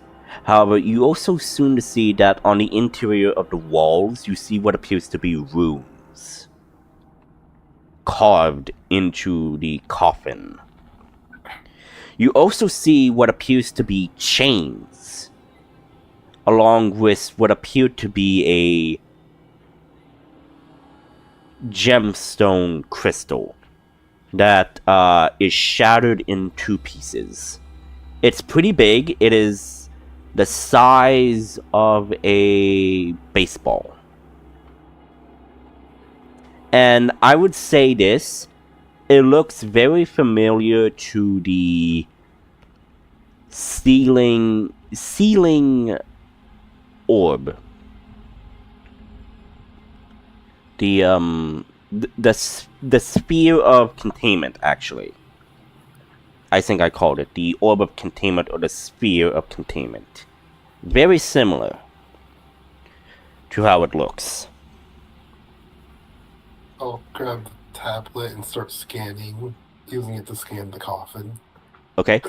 Scanning the coffin, you learn that the runes are demonic.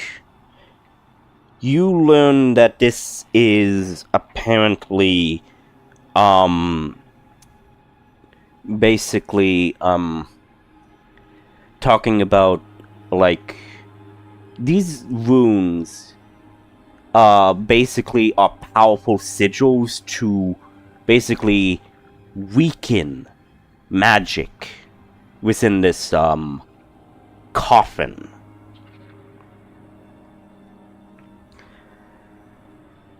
Like, whatever was inside was being suppressed. From what you could gather from the information that the Sheikah tablet is telling you. With the information that these demonic runes are used to suppress magic. Which is odd, because why would demons seal an undead creature and suppress its immense magic within the coffin? Those are the thoughts going through in your head with the information you gathered throughout your journey with the group. Okay. Caretaker? Yes. Can you take a copy of these runes? Supreme Caretaker? Certainly. Scanning and compiling a subfolder for this now. Beep boop, beep beep beep, beep boop boop boop boop. And I shall send it to Supreme Caretaker. Beep boop. It would take a moment for her to respond. So, I think we should probably integrate whatever these runes and stuff are into a capture orb. You wish to implement these runes into the spear of the orb of containment? Yes. Yeah. At least build one in the tower. I could put the request in for a prototype to be fabricated if you so wish. Yeah. See if it can work. Understood. I will put in the request. Beep boop boop boop. While Ortiz is doing this, what is everybody else doing? Are the Mazurite crystals still there? Mazurite crystals exploded into stardust and apparently was absorbed by this creature. As in, like, this creature was pulsing and radiating with the Mazurite crystal energy when you looked at this creature. I can't think of anything else to do. Well, I mean, the coffin is there,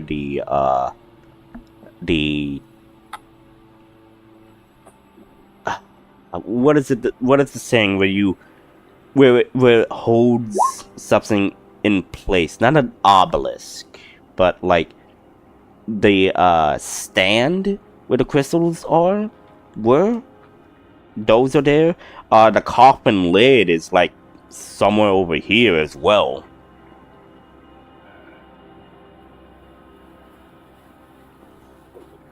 I mean, like, you could also examine the undead.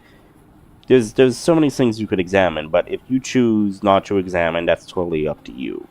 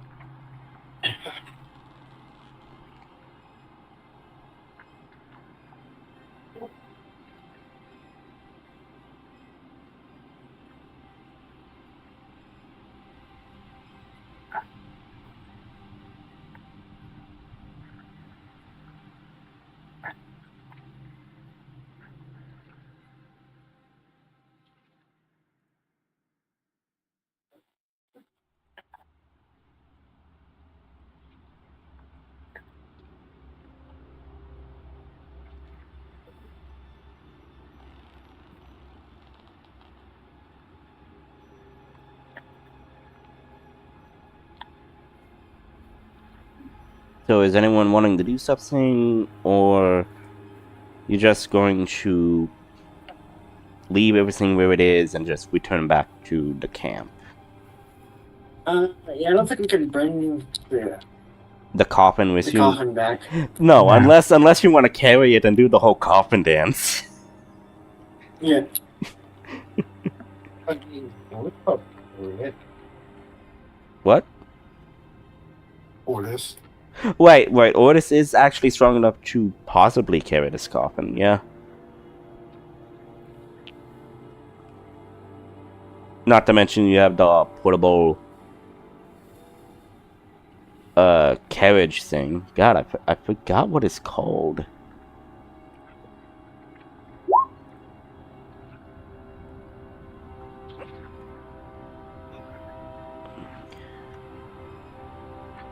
Powerful build. Yeah, you have powerful build, so you could totally carry that. The portable magic steed summoning carriage.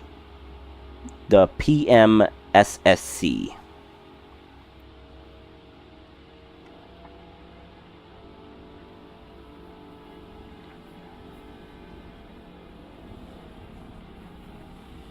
But yeah, so if you want to take the entire, like, coffin and just carry it through the woods, you could totally do that if you so wish.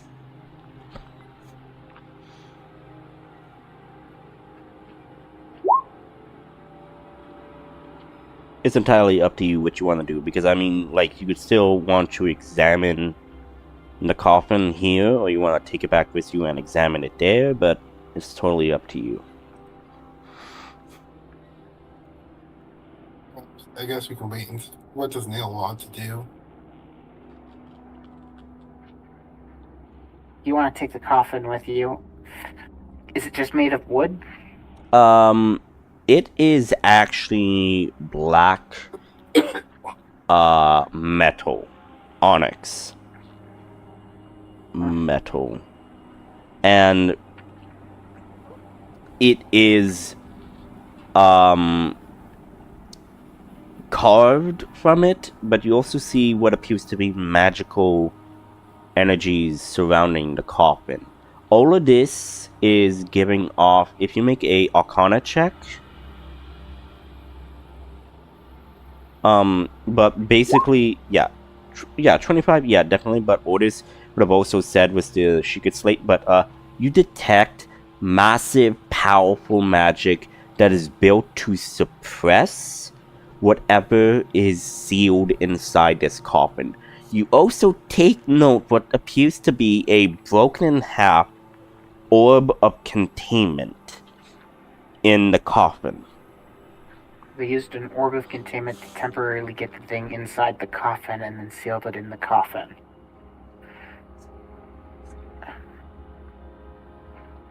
Smart.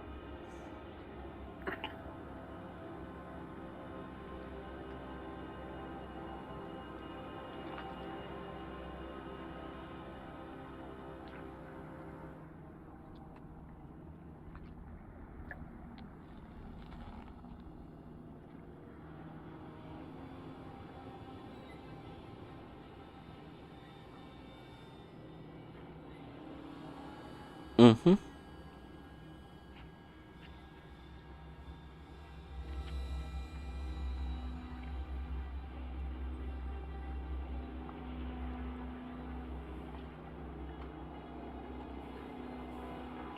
So yeah, that's what you learn. Is there anything else you want to do?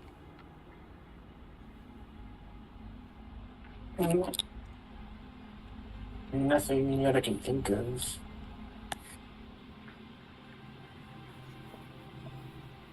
Like, I guess someone can examine these skeletons. And before he grabs the coffin, I guess I'll probably look at the skeletons. Okay. You never see the skeleton bowl before, so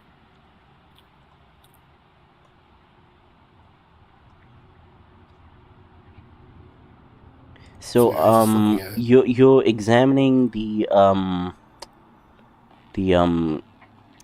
what should we call it? The Minotaur. Yeah. Okay. Is there anything specific you want to examine about this Minotaur bones? No. Horus has never seen a Minotaur. Okay. So what you see appears to be the skeletal frame of a large cattle ox creature that is very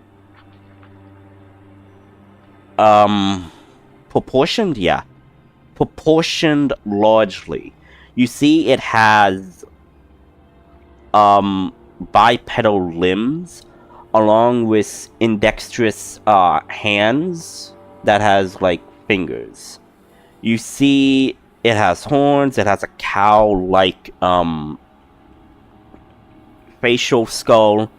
What you do take notice is that the Minotaur's great axe is still in one piece. You see that it's made from a large wooden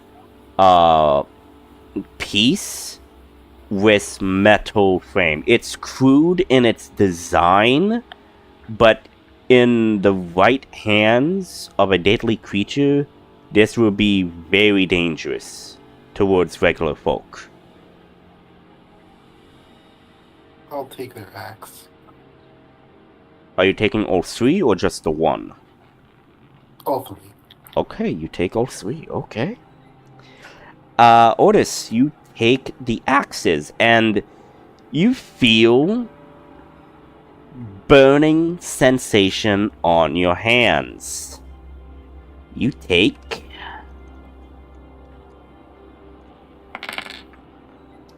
9 acid damage as you touch the skeleton minotaur's axe.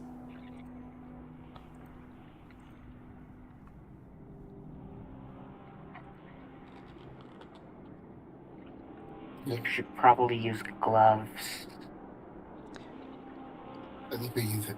Gauntlets or gloved gauntlets.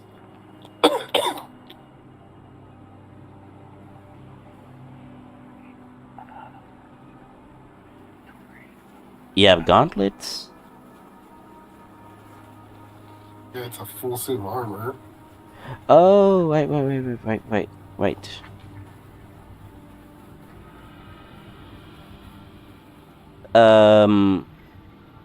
So yeah, is it metal? It's mithril. I'm Mithril. assuming the under. Yeah, I'm assuming the other part is like cloth or Yeah. maybe some kind like leather material or I guess Vance spandex. I guess. Yeah, I guess. Sorry, it's just like, is mithril magical? I'm thinking mithril is magical material, right? Kinda, sorta. Okay, so I would say it It's will. not mundane. Yeah, so I would say that it is resistant to the acid. So yeah, you don't feel the acid, but you do hear the corrosive sound of the acid burning the metal, but it's not burning as badly. Okay, I guess figure out try to wrap it up as something that isn't gonna burn. Mm-hmm.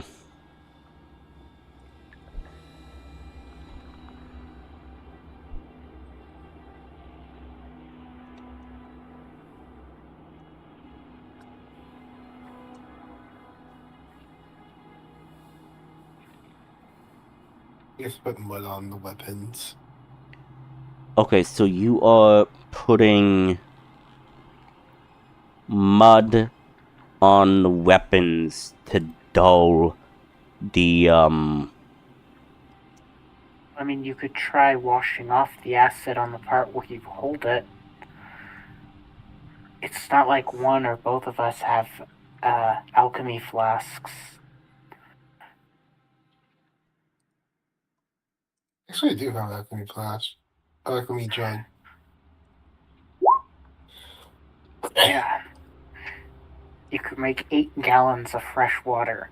I think that would be enough to wash off some of the acid, assuming the axe itself isn't like making it.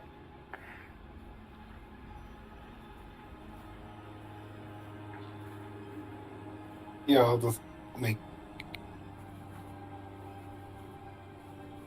Does it make it worse or better? I mean, I don't know what to Salt water is do. corrosive, so if it's metal, it would begin to rust. Fresh water is also.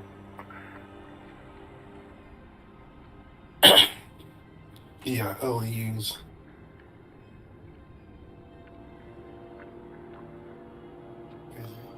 Finger acid is vinegar acid.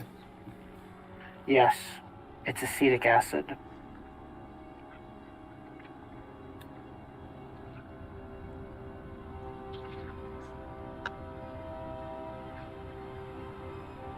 Okay. Yeah, I'll just use water. The alchemy jug's water and wash off the axes. Okay. You totally do that.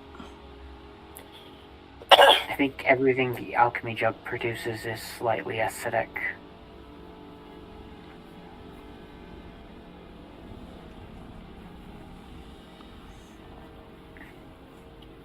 Then I put the weapons in the bag of holding.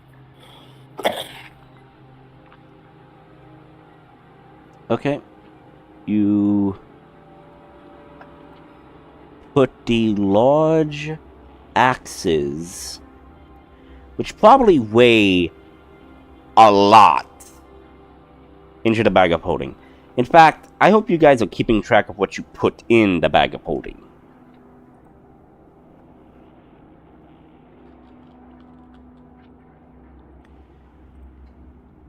Because these axes, they are like large. Like big as the coffin big.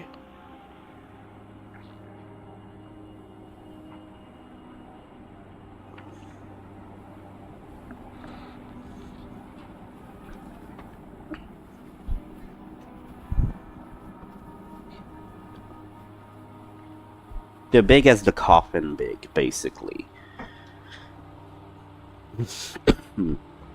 These axes.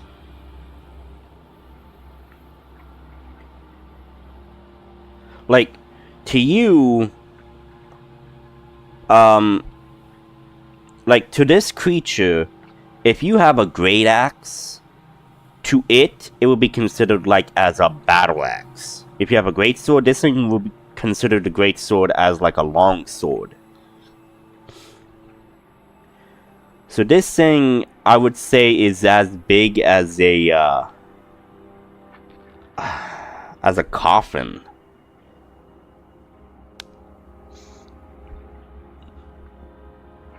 So I don't know if you can fit that in the bag of holding.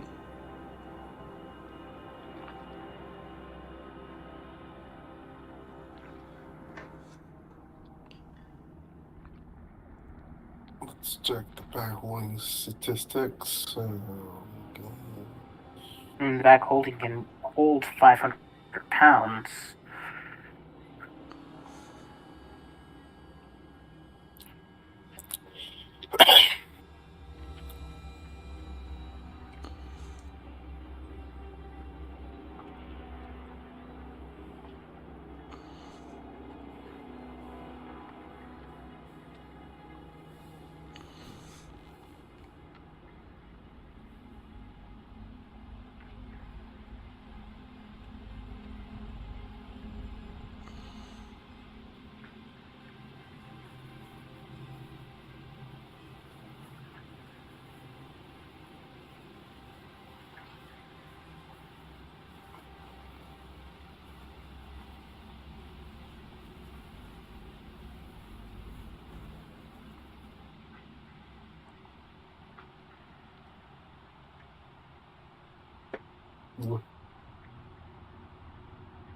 Or this grabs 3 of them. So how much do they weigh?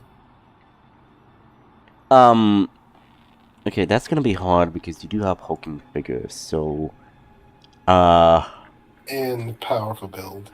and powerful build, so yeah. I guess. Okay, if I say this thing is as big as a coffin, so I would say if you're carrying all 3, it would be like carrying 3 full-size coffins that are made of metal. Made of wood with metal included in to it, so I don't know. Actually, let me look up how much a coffin weighs. Very heavy. Yeah, I've it's, had to carry one before. yeah, how... That's why it takes multiple people to carry one. Yeah, how heavy is a Most of that regular... weight is in the person inside the coffin. Yeah. How heavy is a standard coffin? Okay, Even not a coffin that heavy. okay. A standard coffin typically weighs between 1,600 to 220 pounds, or 72.5 to 100 kilograms. Though this can vary based on the materials wood caskets made of hardwood tend to be heavier than metal caskets. You need thicker material for wood. Yeah. These are axes, right? So I would say, If they were large as a coffin, they would be. yeah. I would say because I would say that for the coffin, that the creature was held in, it would be like around like 200 pounds, like maybe 180 pounds. Yeah, he isn't taking the coffin in his No, dial. no. I know. I'm just letting you know how big the coffin is. As for the regular one, I'm gonna say it's like the weight of a standard wood casket. So I would say like up to like 150 to 160 pounds. Because this is like cheap wood and watt from all of this, mixed with acid, which was magically created from an undead thing. So in this sense, it's like each of the axes is like 160 pounds. And the metal casket coffin is like 180 or so pounds. Okay, so probably he will take 2 of them.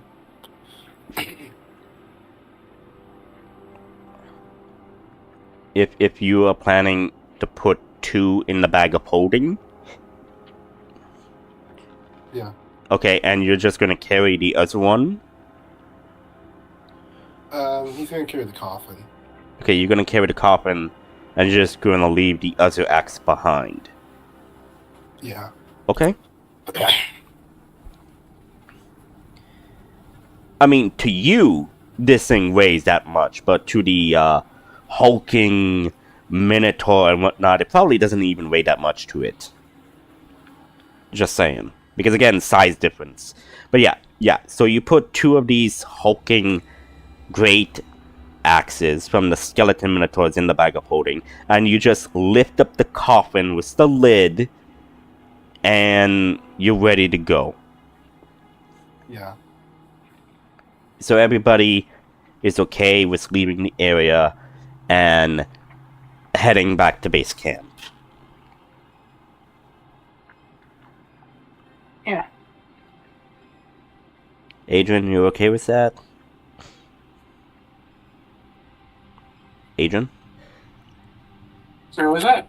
I'm saying that with everything concluded, you feel like wanting to leave the area and head back to base camp. Okay, yeah, we can head over there, just rest and try to find, continue looking for the captain. Okay. Layla, are you okay with heading back to base camp as well? Yes. Okay. You all travel through the woods. As you travel, you see more of the vegetation coming back to life from being in a state of decay.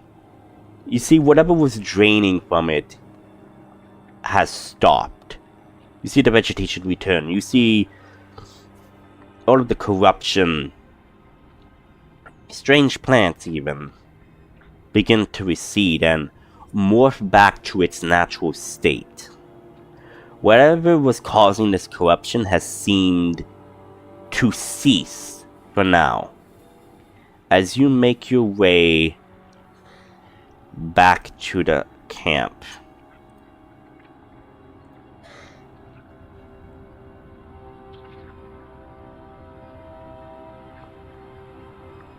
you make your way back to camp, and everybody is rushing towards you, mostly their outpost commander, and saying, like, what has happened?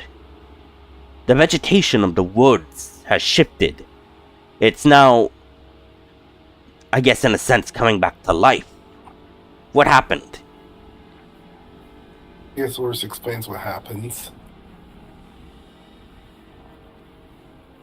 Interesting. This creature was seen to be draining the life force from the forest to resurrect itself? At least someone was helping it. Most disturbing. Then the scoutmaster comes back and says, "Sir, we managed to find the last outcrop of enemy forces within the corruption zone. I believe that this might be the nest of sorts to whatever was commanding the lesser mutated creatures of this zone. We will gather all of our forces, and we will make an assault." "Understood, sir." And goes back to the tent to make battle preparations. "I expect you have already submitted a report of sorts to the people back at the Citadel."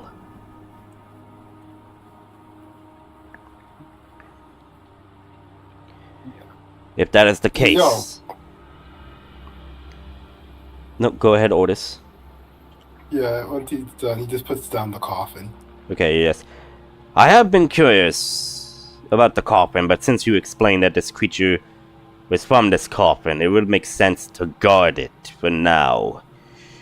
I will have my troops who remain here to guard the coffin. If you would excuse me, I need to consult with my lieutenant for battle preparations. Excuse me."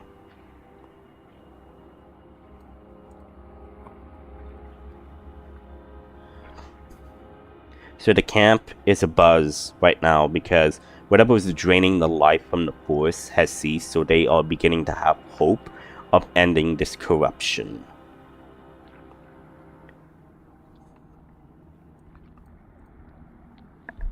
So you could choose to rest, mingle, or contact anybody, but I would say at this time, if you want, we could take like maybe a 10-minute break if you so wish and come back at like 11:13 and continue. Is that okay with everybody? That's fine. Yeah, that's good. Okay. Yeah, that's okay. Yeah, it's just Also, for it's just for bathroom breaks or to get water or get something to eat if you need it. Yeah, Oris will also leave the axes Okay, so you're leaving the axes in the in camp the camp. with the coffin. Okay.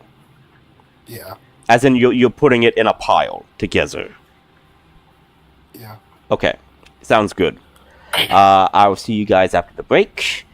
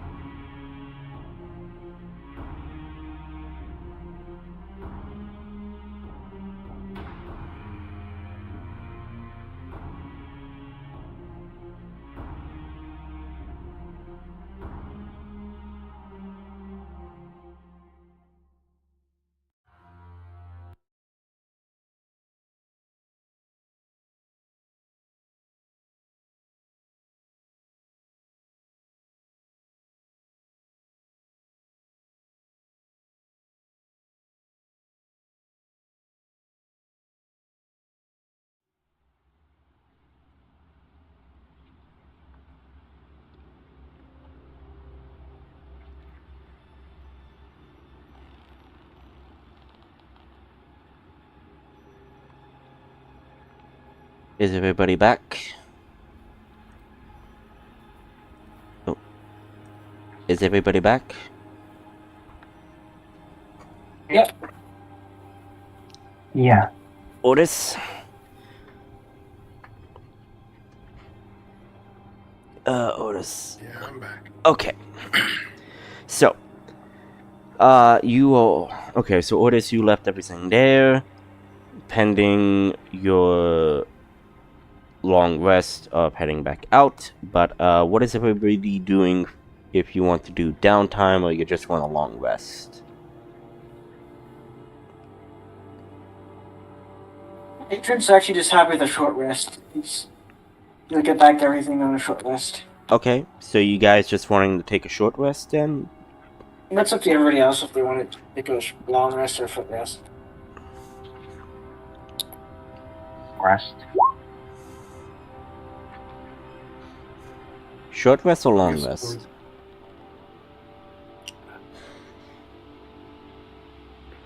It depends what Ortis would do. Oh, what's going there? So Ortis is probably gonna figure out what he's doing then, and then. Okay. Okay, wait. Probably better off taking a long rest for me. Okay. Layla, what about you? Long rest or short rest? Long rest. Okay. So I guess everybody could do a long rest. I mean, you guys did trek through the woods for hours. I mean, like, it does take, like, a couple of hours to trek through the, woods and whatnot on foot without a clear path. So obviously it would make sense. It would take a couple of hours going in and going back out. So yeah. So you could have a long rest. So yeah, you have a long rest, and yeah.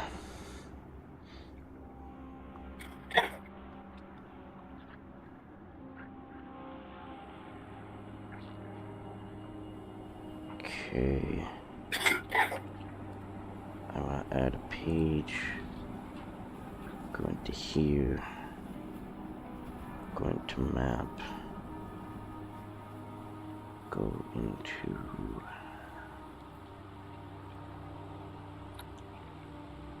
maps. I am just setting stuff up.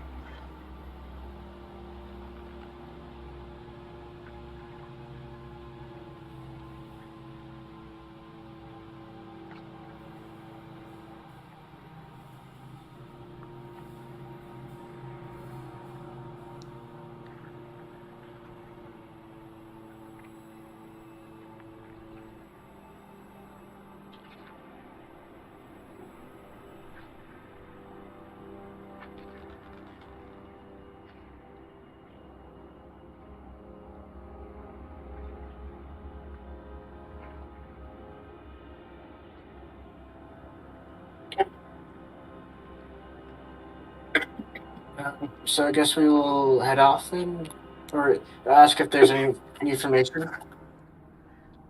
I mean, yeah, give me a minute. I'm just picking maps right now. Okay. What are we still looking for? I forget. You're, like, looking for the final boss. So you have found what was weakening the forest, as in, sucking its life nutrients, which was the coffin ritual. So you found that, but you still need to find whatever was commanding the, entities that was, commanding the creatures in the corrupted zone.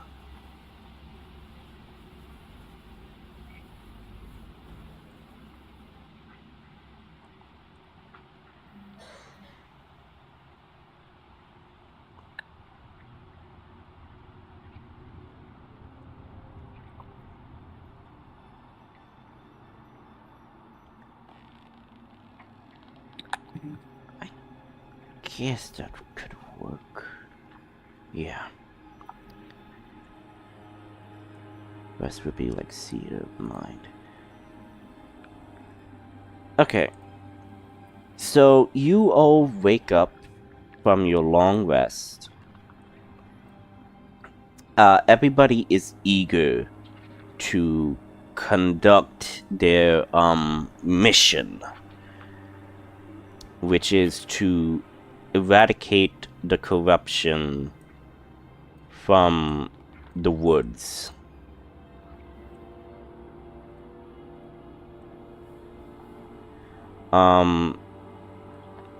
So you all meet with the commander and the lieutenant and the spy master at the table over here. I'll just move you all over there. Or not. So, the commander says, alright, we only have a limited amount of troops to handle this situation. Meaning, this will be an all-for-nothing assault. However, thanks to our friendly scoutmaster over here, he managed to scout out what appears to be their fortress. They literally built a fort using some old ruins. However, what the Scoutmaster has discovered is a bit more frightening.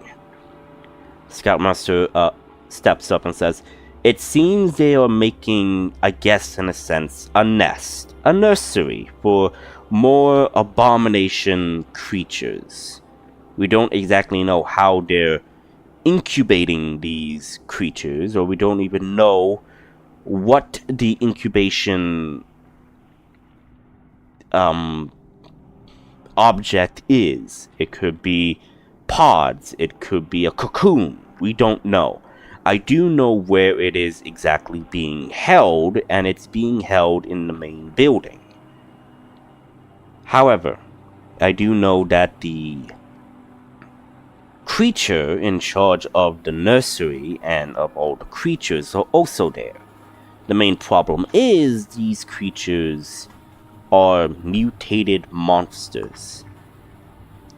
They're bugbears of sorts, and they are highly dangerous. However, they are not as, I guess in a sense, strong as a regular bugbear, if you have ever encountered one. They seem to be a lesser known cousin of these bugbears. The main option is we want to attack them. We could try to do a day raid.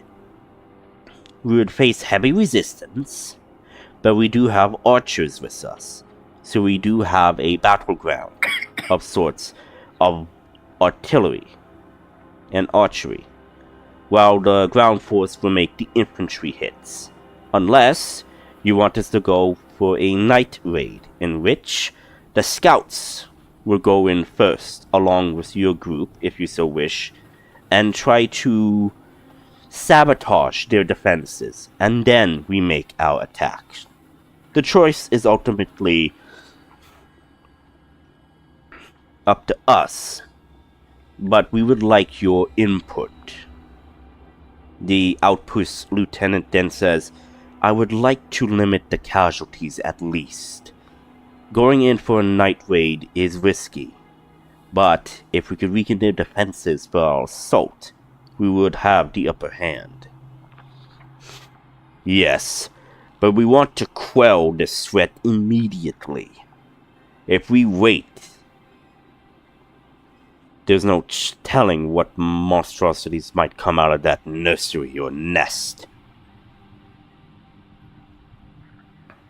They look towards you. What do you suggest, members of the Citadel?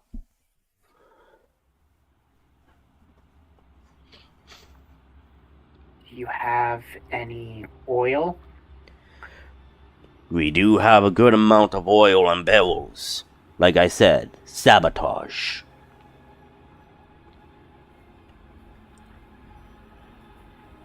I have a fire elemental. What can you tell me about the fortress / nest? Is it parts of it underground or is it all above ground? All I do know is we have only seen the outside. I do know of the nursery being inside the main building, but I don't know if there is an underground entrance. Possibly there is, but I am not sure. We have not gotten close. We did not want to risk exposing ourselves to the enemy. And what do you say about bugbears? Like half bugs and half bear?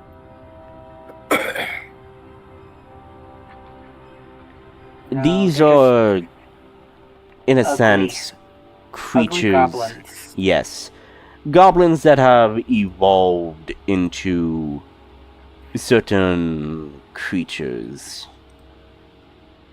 But like I said, they look drastically different.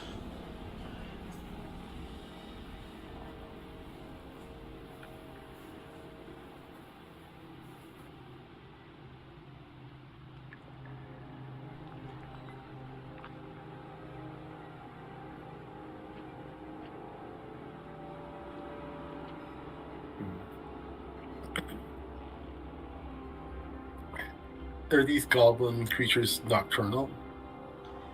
They are indeed, yes, but only a limited amount of outpost guards are on station.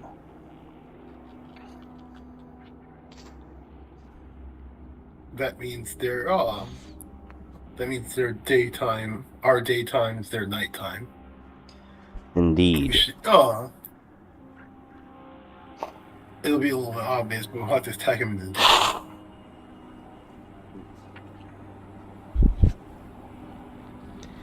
I'm saying that they are, like, when you say nocturnal, as in, like, night is day for them and day is night for them?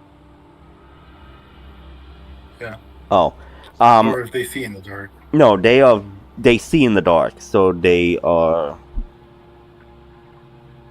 like, adept in that. Like, they can see in the dark.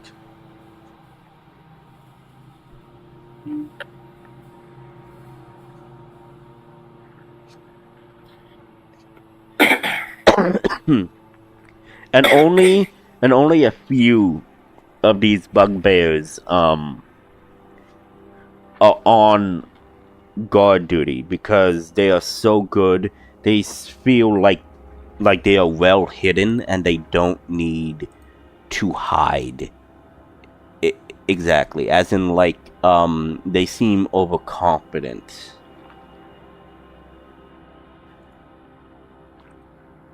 If you get my meaning.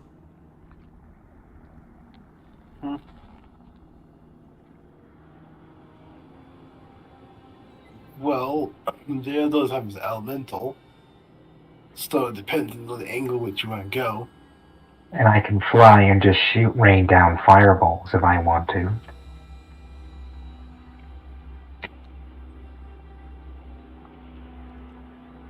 Yes, that would be most useful.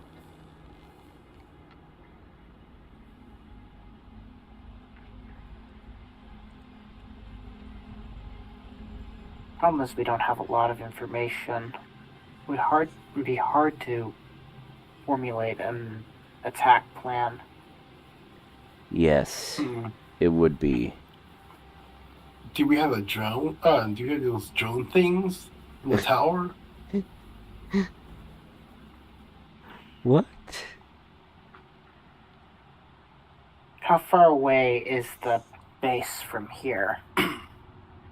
At least possibly 2 days worse. I can cast Flock of Familiars to scout it out a little bit better. See any weak points. 2 days, so like 20 miles.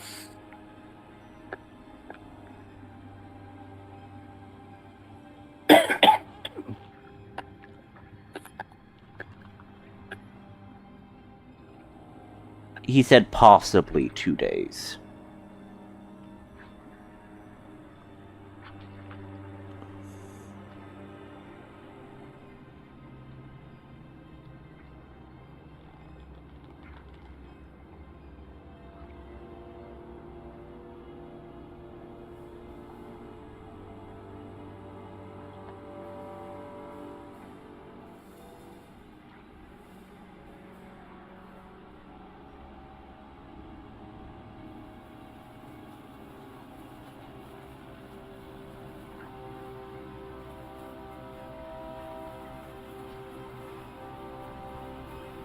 But yes, if you want to go there and plan an attack, you could totally do that. And then come back to the base with the information. Like he said, he gave you basic information. He also did draw up a map of the layout. So you have that. It's crude, but you know exactly what it looks like. Do you want me to show you it? Yes, please. Okay. Can we technically scry on it? I know we can scry on an individual as long as we have something of theirs. You technically don't have that, so sadly no.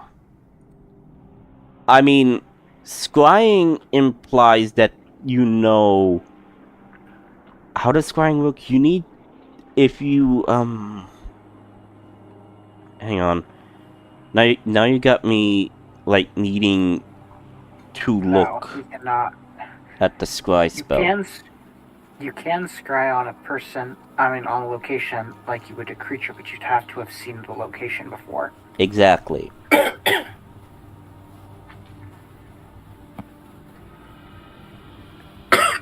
Exactly. So... Wait, but can Layla transfer the vision of the place? As in, you want her to delve into the mind of the Scoutmaster and then use that, and then transfer that to whoever has scrying? Is that it? I think that's a bit overcomplicated even for... Besides, none of us actually have the ability to scry without... Sure. None of us have the ability to scry. Exactly. That was Charla who had that. We'll just go off his map and use the flock of familiars to fill in the gaps. Yeah. Yes, so let's see the map of this base. Yeah. So, like I said, it's a drawn map of what he managed to get. So everything that you see, you only see like the drawn layout of it by pen or by like quill and whatnot. So you don't exactly see like any of the major defenses. But basically this is the layout. So... And which building is the one that they suspect the nest is in? Then they suspect that the nest is in this one.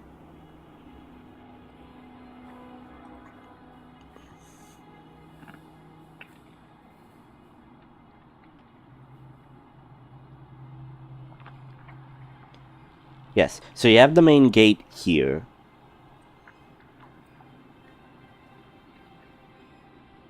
I have an idea. How big is this space actually? It's very big. Like it is like a fort. Like you see those hills, you would need to make an athletics check to just climb up one bump of this. So it's on a hilltop. Actually, give me a second. I'm going to do something here. Can Is this I? like the actual is? So is this place actually 60 feet, 60-foot sphere, No. or Imagine it like a bit bigger. Um, can I make the adjustments?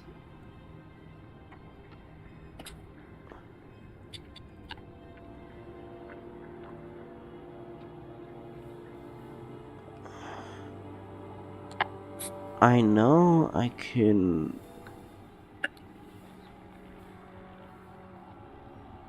Okay, you could see the guards, right? Over here? Yeah. Okay. Okay, because I'm trying to figure something out. Can I not change the size of the tokens? yeah? So you have to change the size of the map of the actual grid. Then click in one of the corners and drag out. How do I do that? Is it in... You go to the map. You go to your maps. Click on the cogwheel, and it should be there on the width and length thing.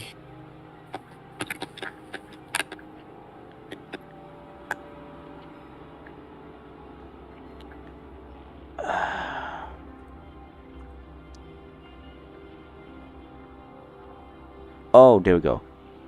Ooh, okay. Size, width, height.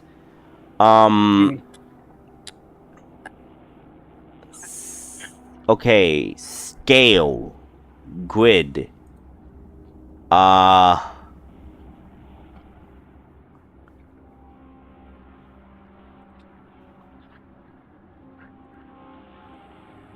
Is that it?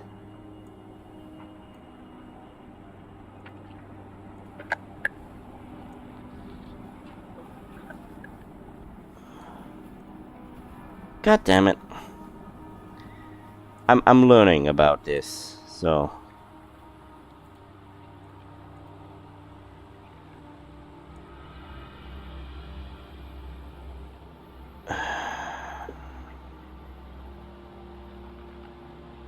like, is it cell or is it like...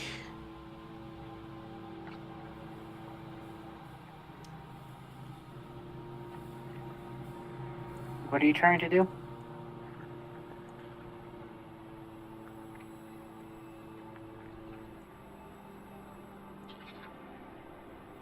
I'm trying to adjust the thing. Well, what if... it's just the thing, how? Are you trying to make the map just bigger? No, I'm trying to make it so that I could shrink these guys. But I guess it would make sense to make the map bigger.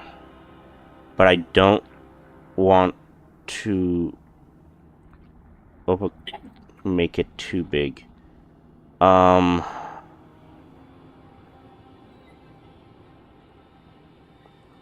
guess I would need to do it like that. And then I do it like this.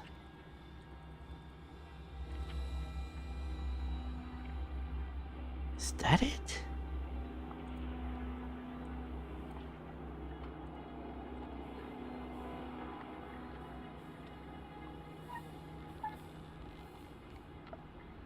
Okay, so... you can adjust the grid with the set dimension.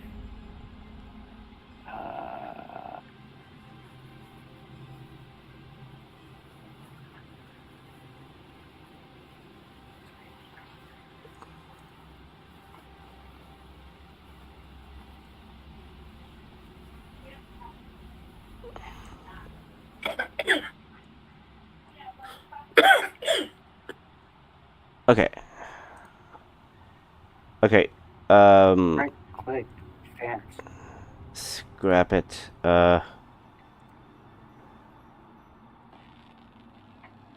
I'll move you guys back there and I'll just scrap this.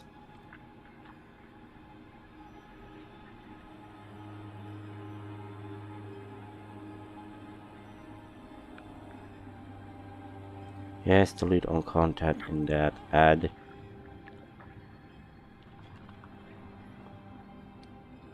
Yes, I want. Yes. Okay. Go here. Go back to maps. Give me a minute. Like I said, I'm new at this. I'm trying. Yes, it's a lot of the stuff we can't even help you with because we don't even have the options the DM has. Uh,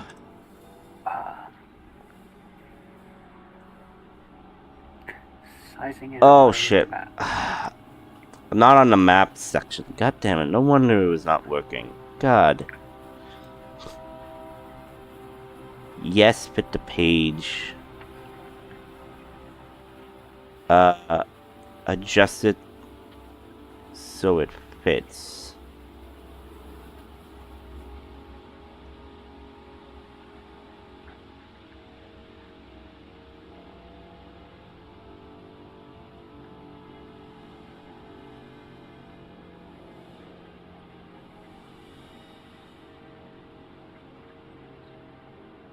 Okay, I think I understand how this works.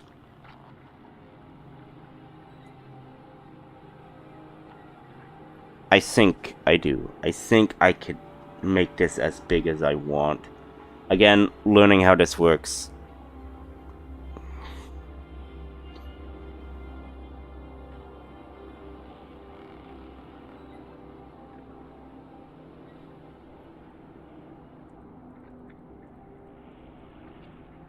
Let's go like that. Okay.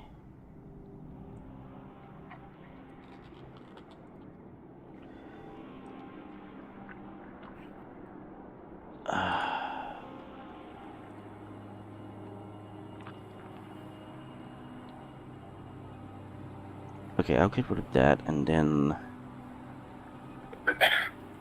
bring it here. Yes, fit the page.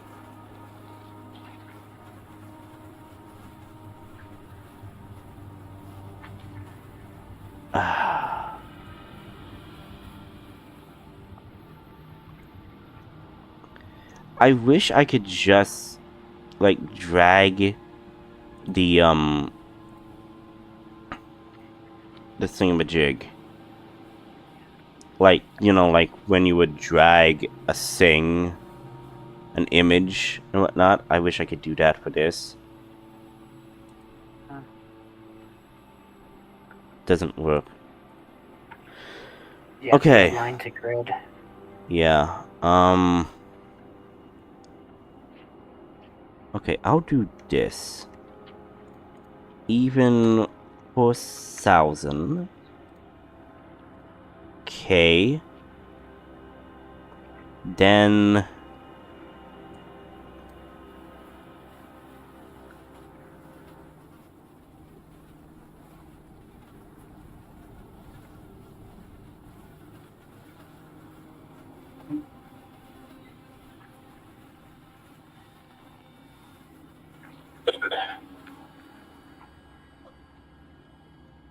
okay. Not exactly helpful. Okay, let's just say it's not exactly up to scale that way.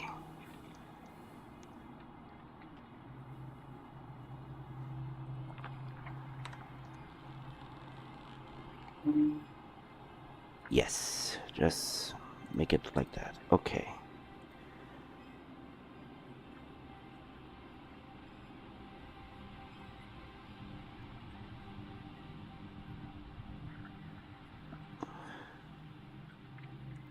I can't. Okay, I am in maps. And I am trying to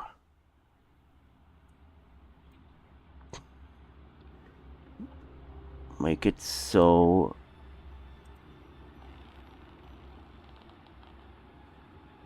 okay, maybe it's too big for 8,000. Maybe 6,000. And that would be no. We'll say 7,000 for that. Yes. Make the adjustments.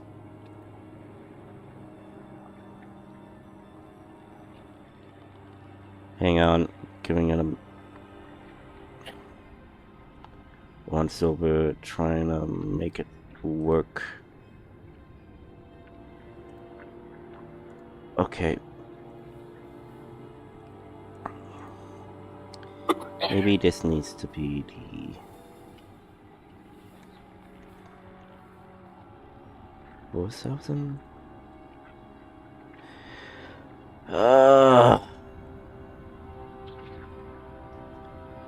God, I hate this. Okay. This is seriously bothering me now.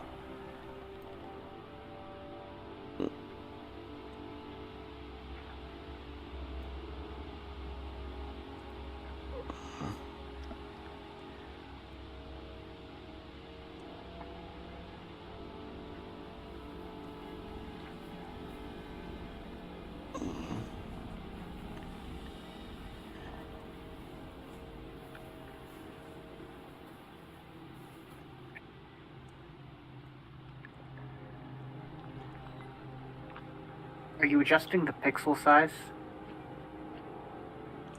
Yeah, yes. What was the original map's size? I don't even know. Hang on.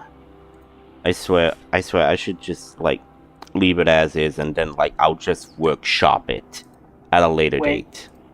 When you go to adjust the size, you want to take the original size and multiply it by a number. Okay. That way it'll retain its same resolution and proportions. Because if you just make it like 6,000 by 3,000, it'll make things look awkward. Okay, fit the page. Yes, I want to adjust it. Okay. The original... so for the widths, it's 25 cells times 70 pixels. And the height is 19.33 cells times 70. So, the width is 1750 pixels. So if you wanted to triple its size, that would be 5,250. And that... For which one? The widths? The width, yeah. So it's 5,250. Okay, give me the numbers again for the original. The original width is 25.00 cells times 70 pixels. 70 pixels? Okay, Yeah. so that's 1750. And if you wanted to triple its size, you would need 5,250 pixels. Okay, that's for the widths. Yep. For height, it's 19.33 cells times 70 pixels. Okay. Times 3. And that would be 4,059.3. 4,000. That's And- the width, and that's the height in pixels. That's to make the thing 3 times bigger. That would literally Okay, just... we'll repeat that. 459. I typed it into Roll20's chat. I can't access it when I'm actually updating this thing. So, the width is 5,250 pixels, and Yeah. the height is 4,059.3 pixels.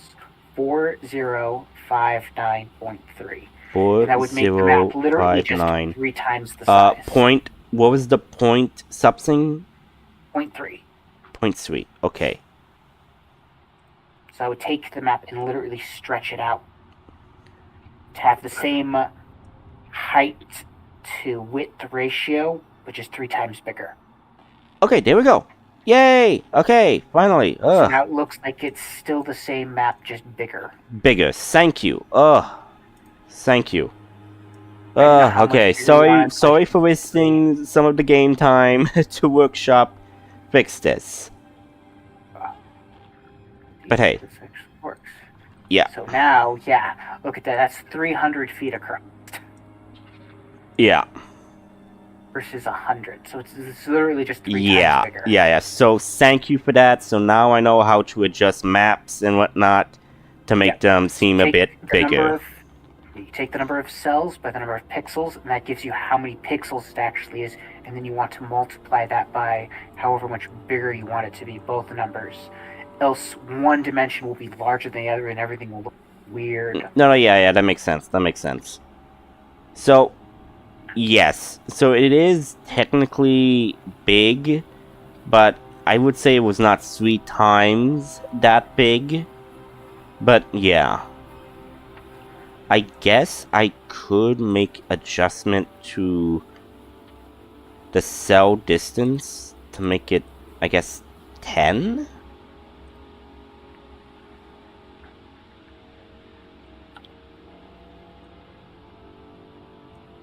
No.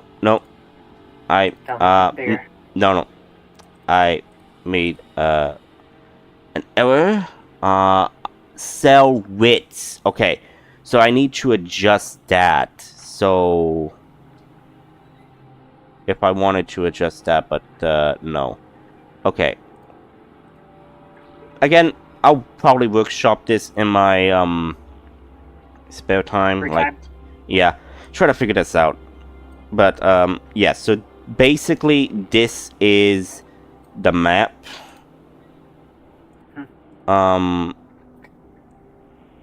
So yeah. They're up here. Yeah.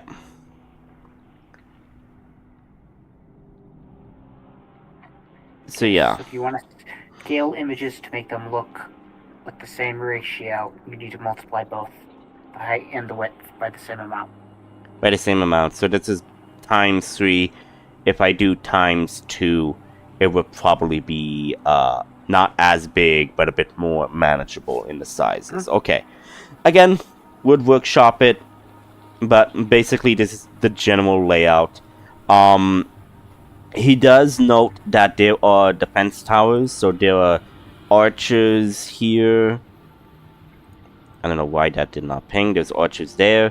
There are archers atop here. There are archers atop here. But the building here, inside the door is going to be... Well, actually, no, not inside that tower. Inside here, there's a cave. There's a cave here. There's a cave right here where it will lead to the nest. So, making that little update. But yes.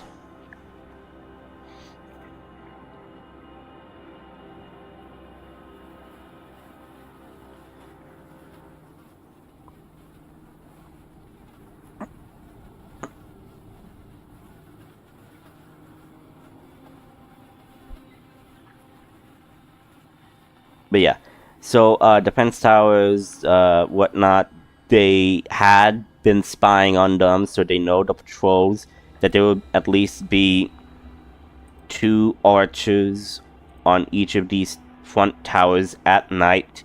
There will be 4 archers on these towers at night. There will be 2, 3 people patrols throughout the camp while everybody else is sleeping. In the daytime, this will be like 4 archers, and this will be like 6 or 8 archers in these major towers.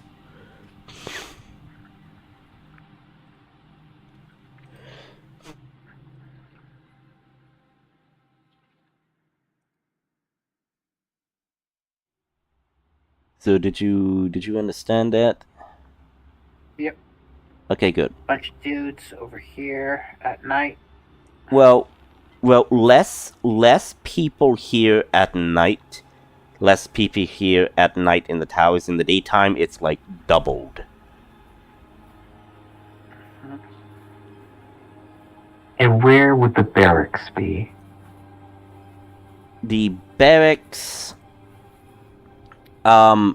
Basically, these buildings also contribute to as barracks as well. There are some mini structures here and there that seem to be like for like personnel, like crafters, or maybe major VIPs in the camp. But the barracks are basically probably these two major buildings.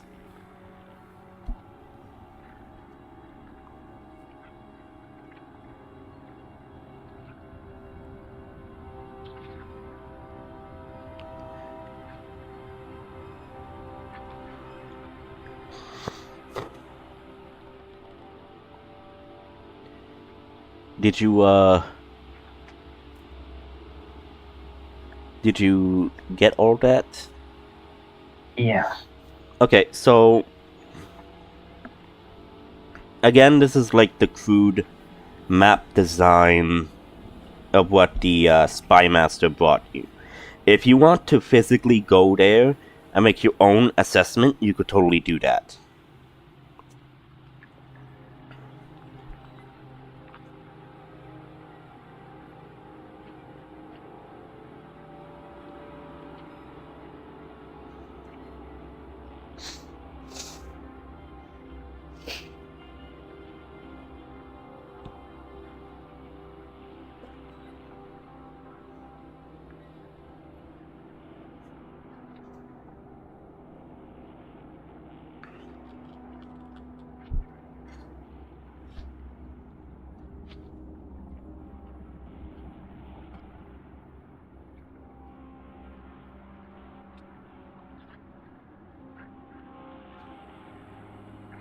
What are you typing now? Oh, the width and height for ×2. Oh, thank you, thank you.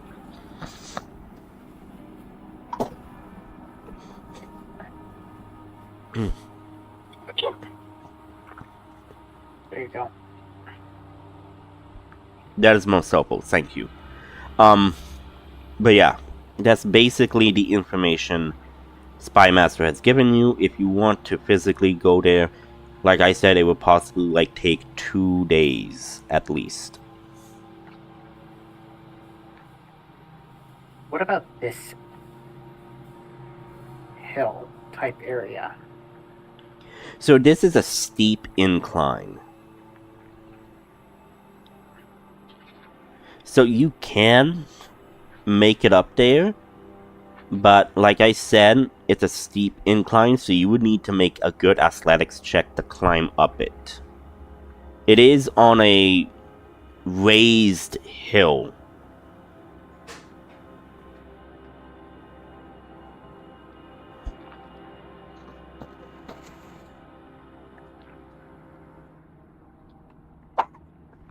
That would be probably the easiest way in, would be to get through the back rather than attempt a frontal assault. Exactly. Easier when you can cast fly on a few people. So you are opting to sneak in through the back way here. Yes. Okay, Yeah. day or night are you considering this?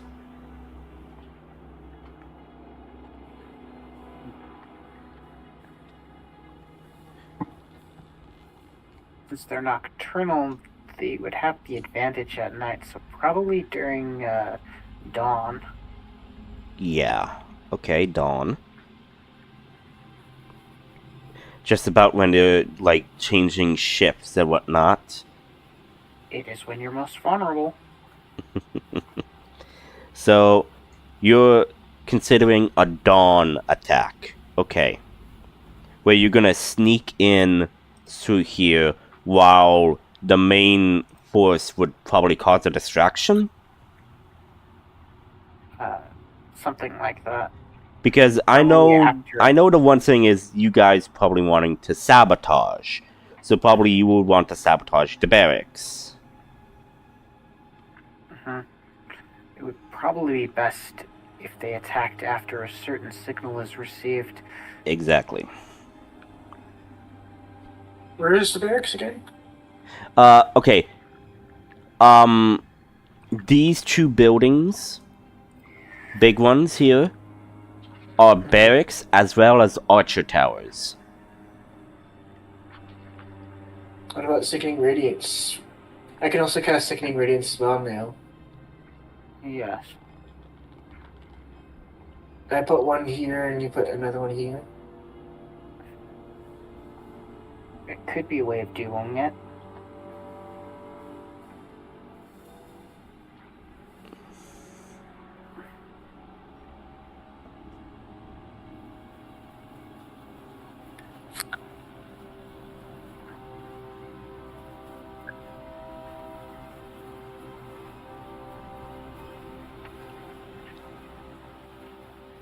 Because that would basically make anything trying to leave them, but Sickening Radiance can't really go into buildings.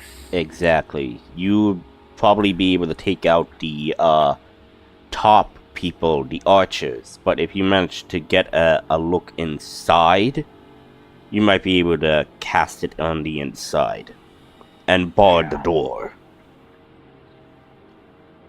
Another thing would be just to cast it over here.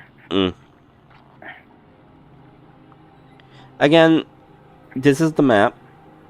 After So yeah, we trigger the attack, a lot of their forces are going to try to gather here. yeah. And if we overlapped our Sickening Radiances...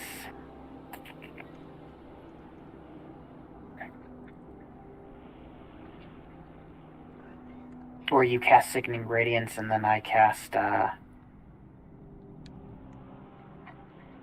Wall of Force. Deep Storm, whatever that... Or Wall of Force. Sickening Radiance, Wall of Force, and, what's the thing that Layla does that affects a giant area? Dark Tentacles? Black Tentacles, or Hunger of Hagar. Yeah, one of the two. Create a region of death. On one barracks, though? I mean, it doesn't have to be a barracks.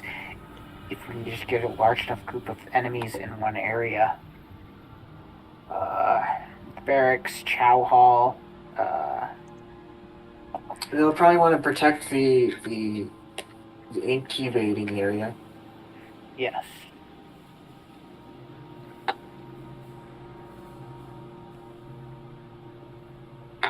Does anyone have Nature or Silent Image?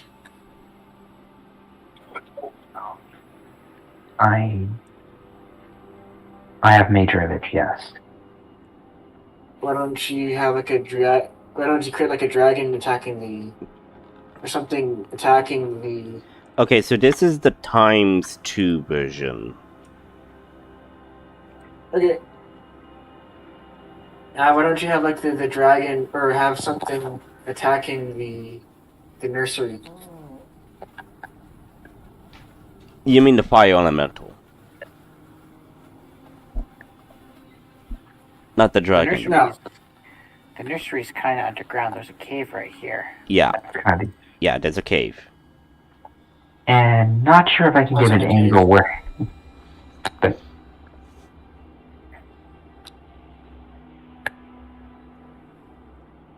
see how big is this campfire now? 3 feet wide? Still pretty decent sized campfire.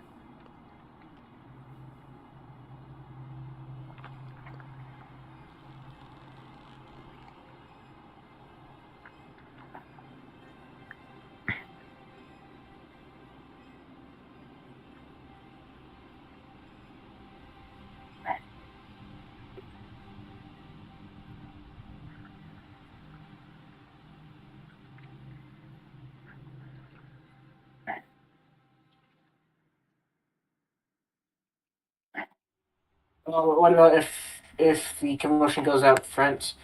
So where's the nursery again?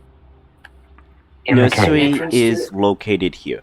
What I'll do a little box to emphasize, like, hey, there's a cave there.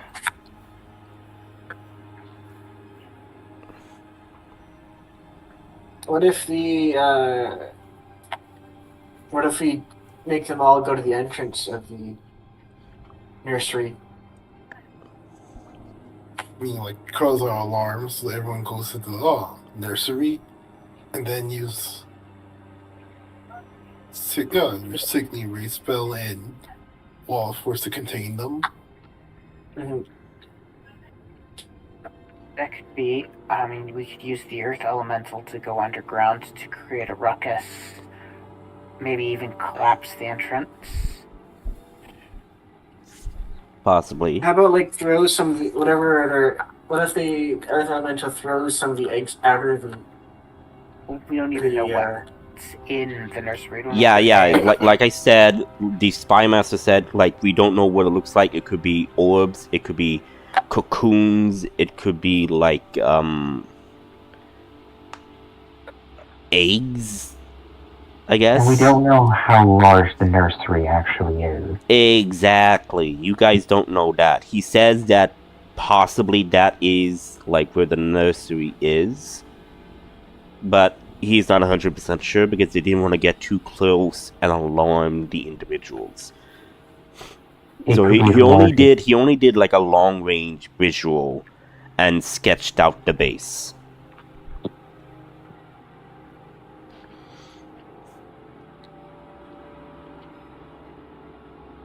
The nursery could be small, or it could be even larger than the base itself. Exactly.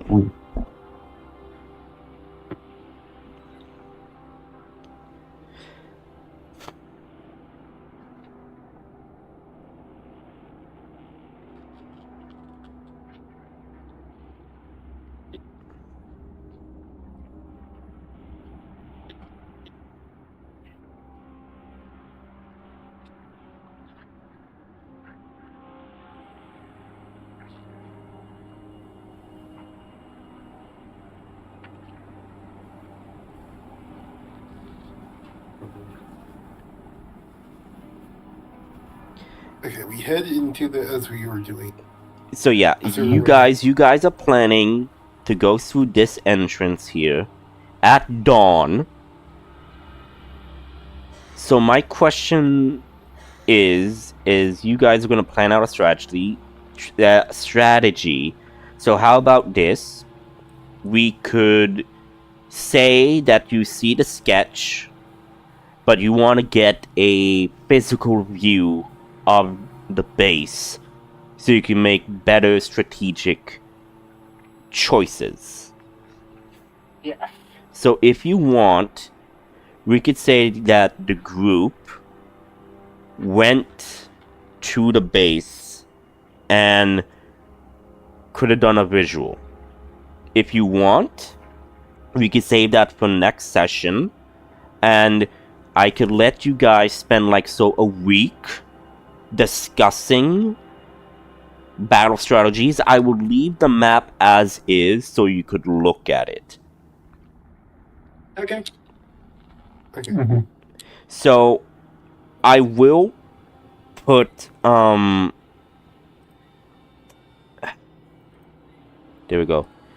Finally. I will put here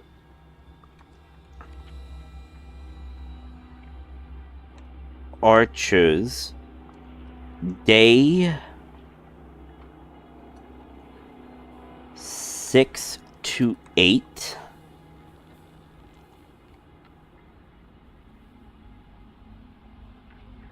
Night 4.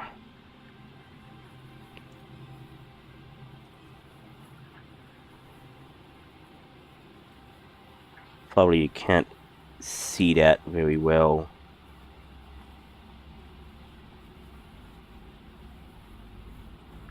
Yeah. So I'll do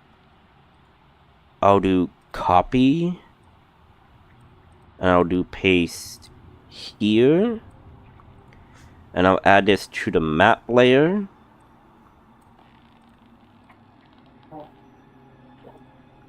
Okay.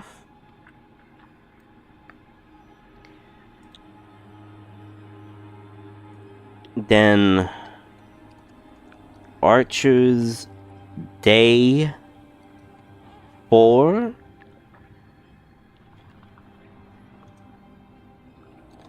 Night 2. For here.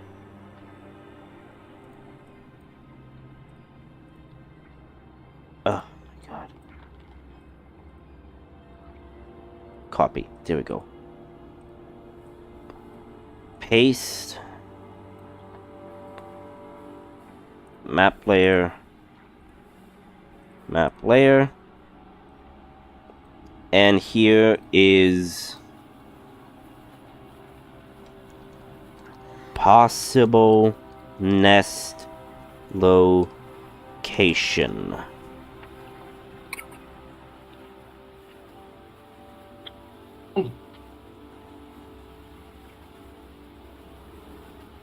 There we go. Oh shit, I also forgot. Barracks. Barracks. Right? Barracks. Something like that. Yeah. That's a big alarm horn.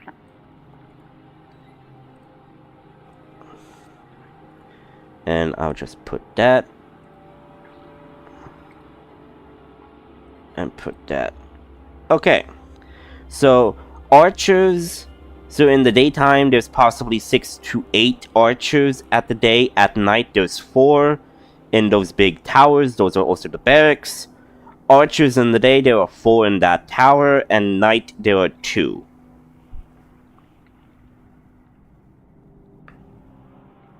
Does that seem good for you? Yeah. Okay. So, we could end the session here if you so wish. Gives you time over the week to check in the map on your free time. Possibly come up with a battle strategy. Discuss it in Discord with everybody. Also, I will possibly be interviewing another person to possibly maybe join us. Who knows? We'll see. Frankly, I don't know. But we'll see how it goes. But basically, this is what's what, and the reason I want to kind of like call it early is because I'm going to a comedy event, a live show tomorrow, so I want to get some good sleep. Have fun. Yeah. Okay. Have So a good night. yeah, so I will leave the map, like I will leave everybody on here. In fact, I'll even copy your tokens.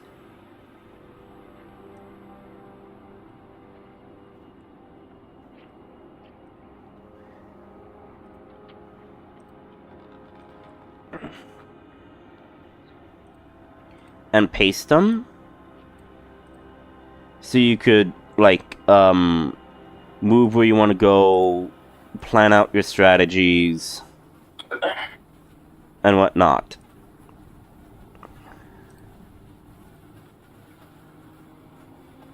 Okay.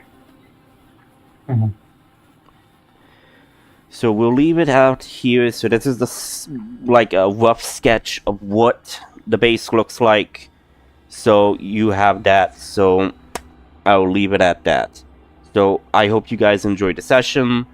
I know there was some hiccups and slows. Again, getting back into it, as they so say. So, yeah.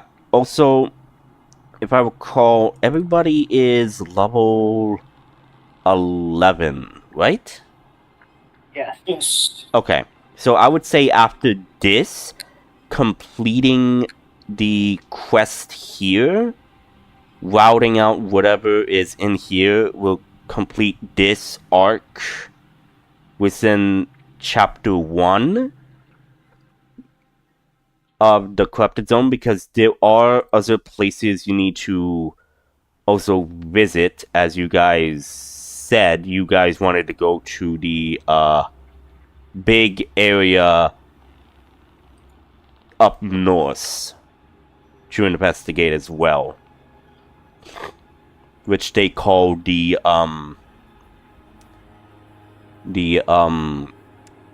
wildfire zone or something. Can't remember what I called it.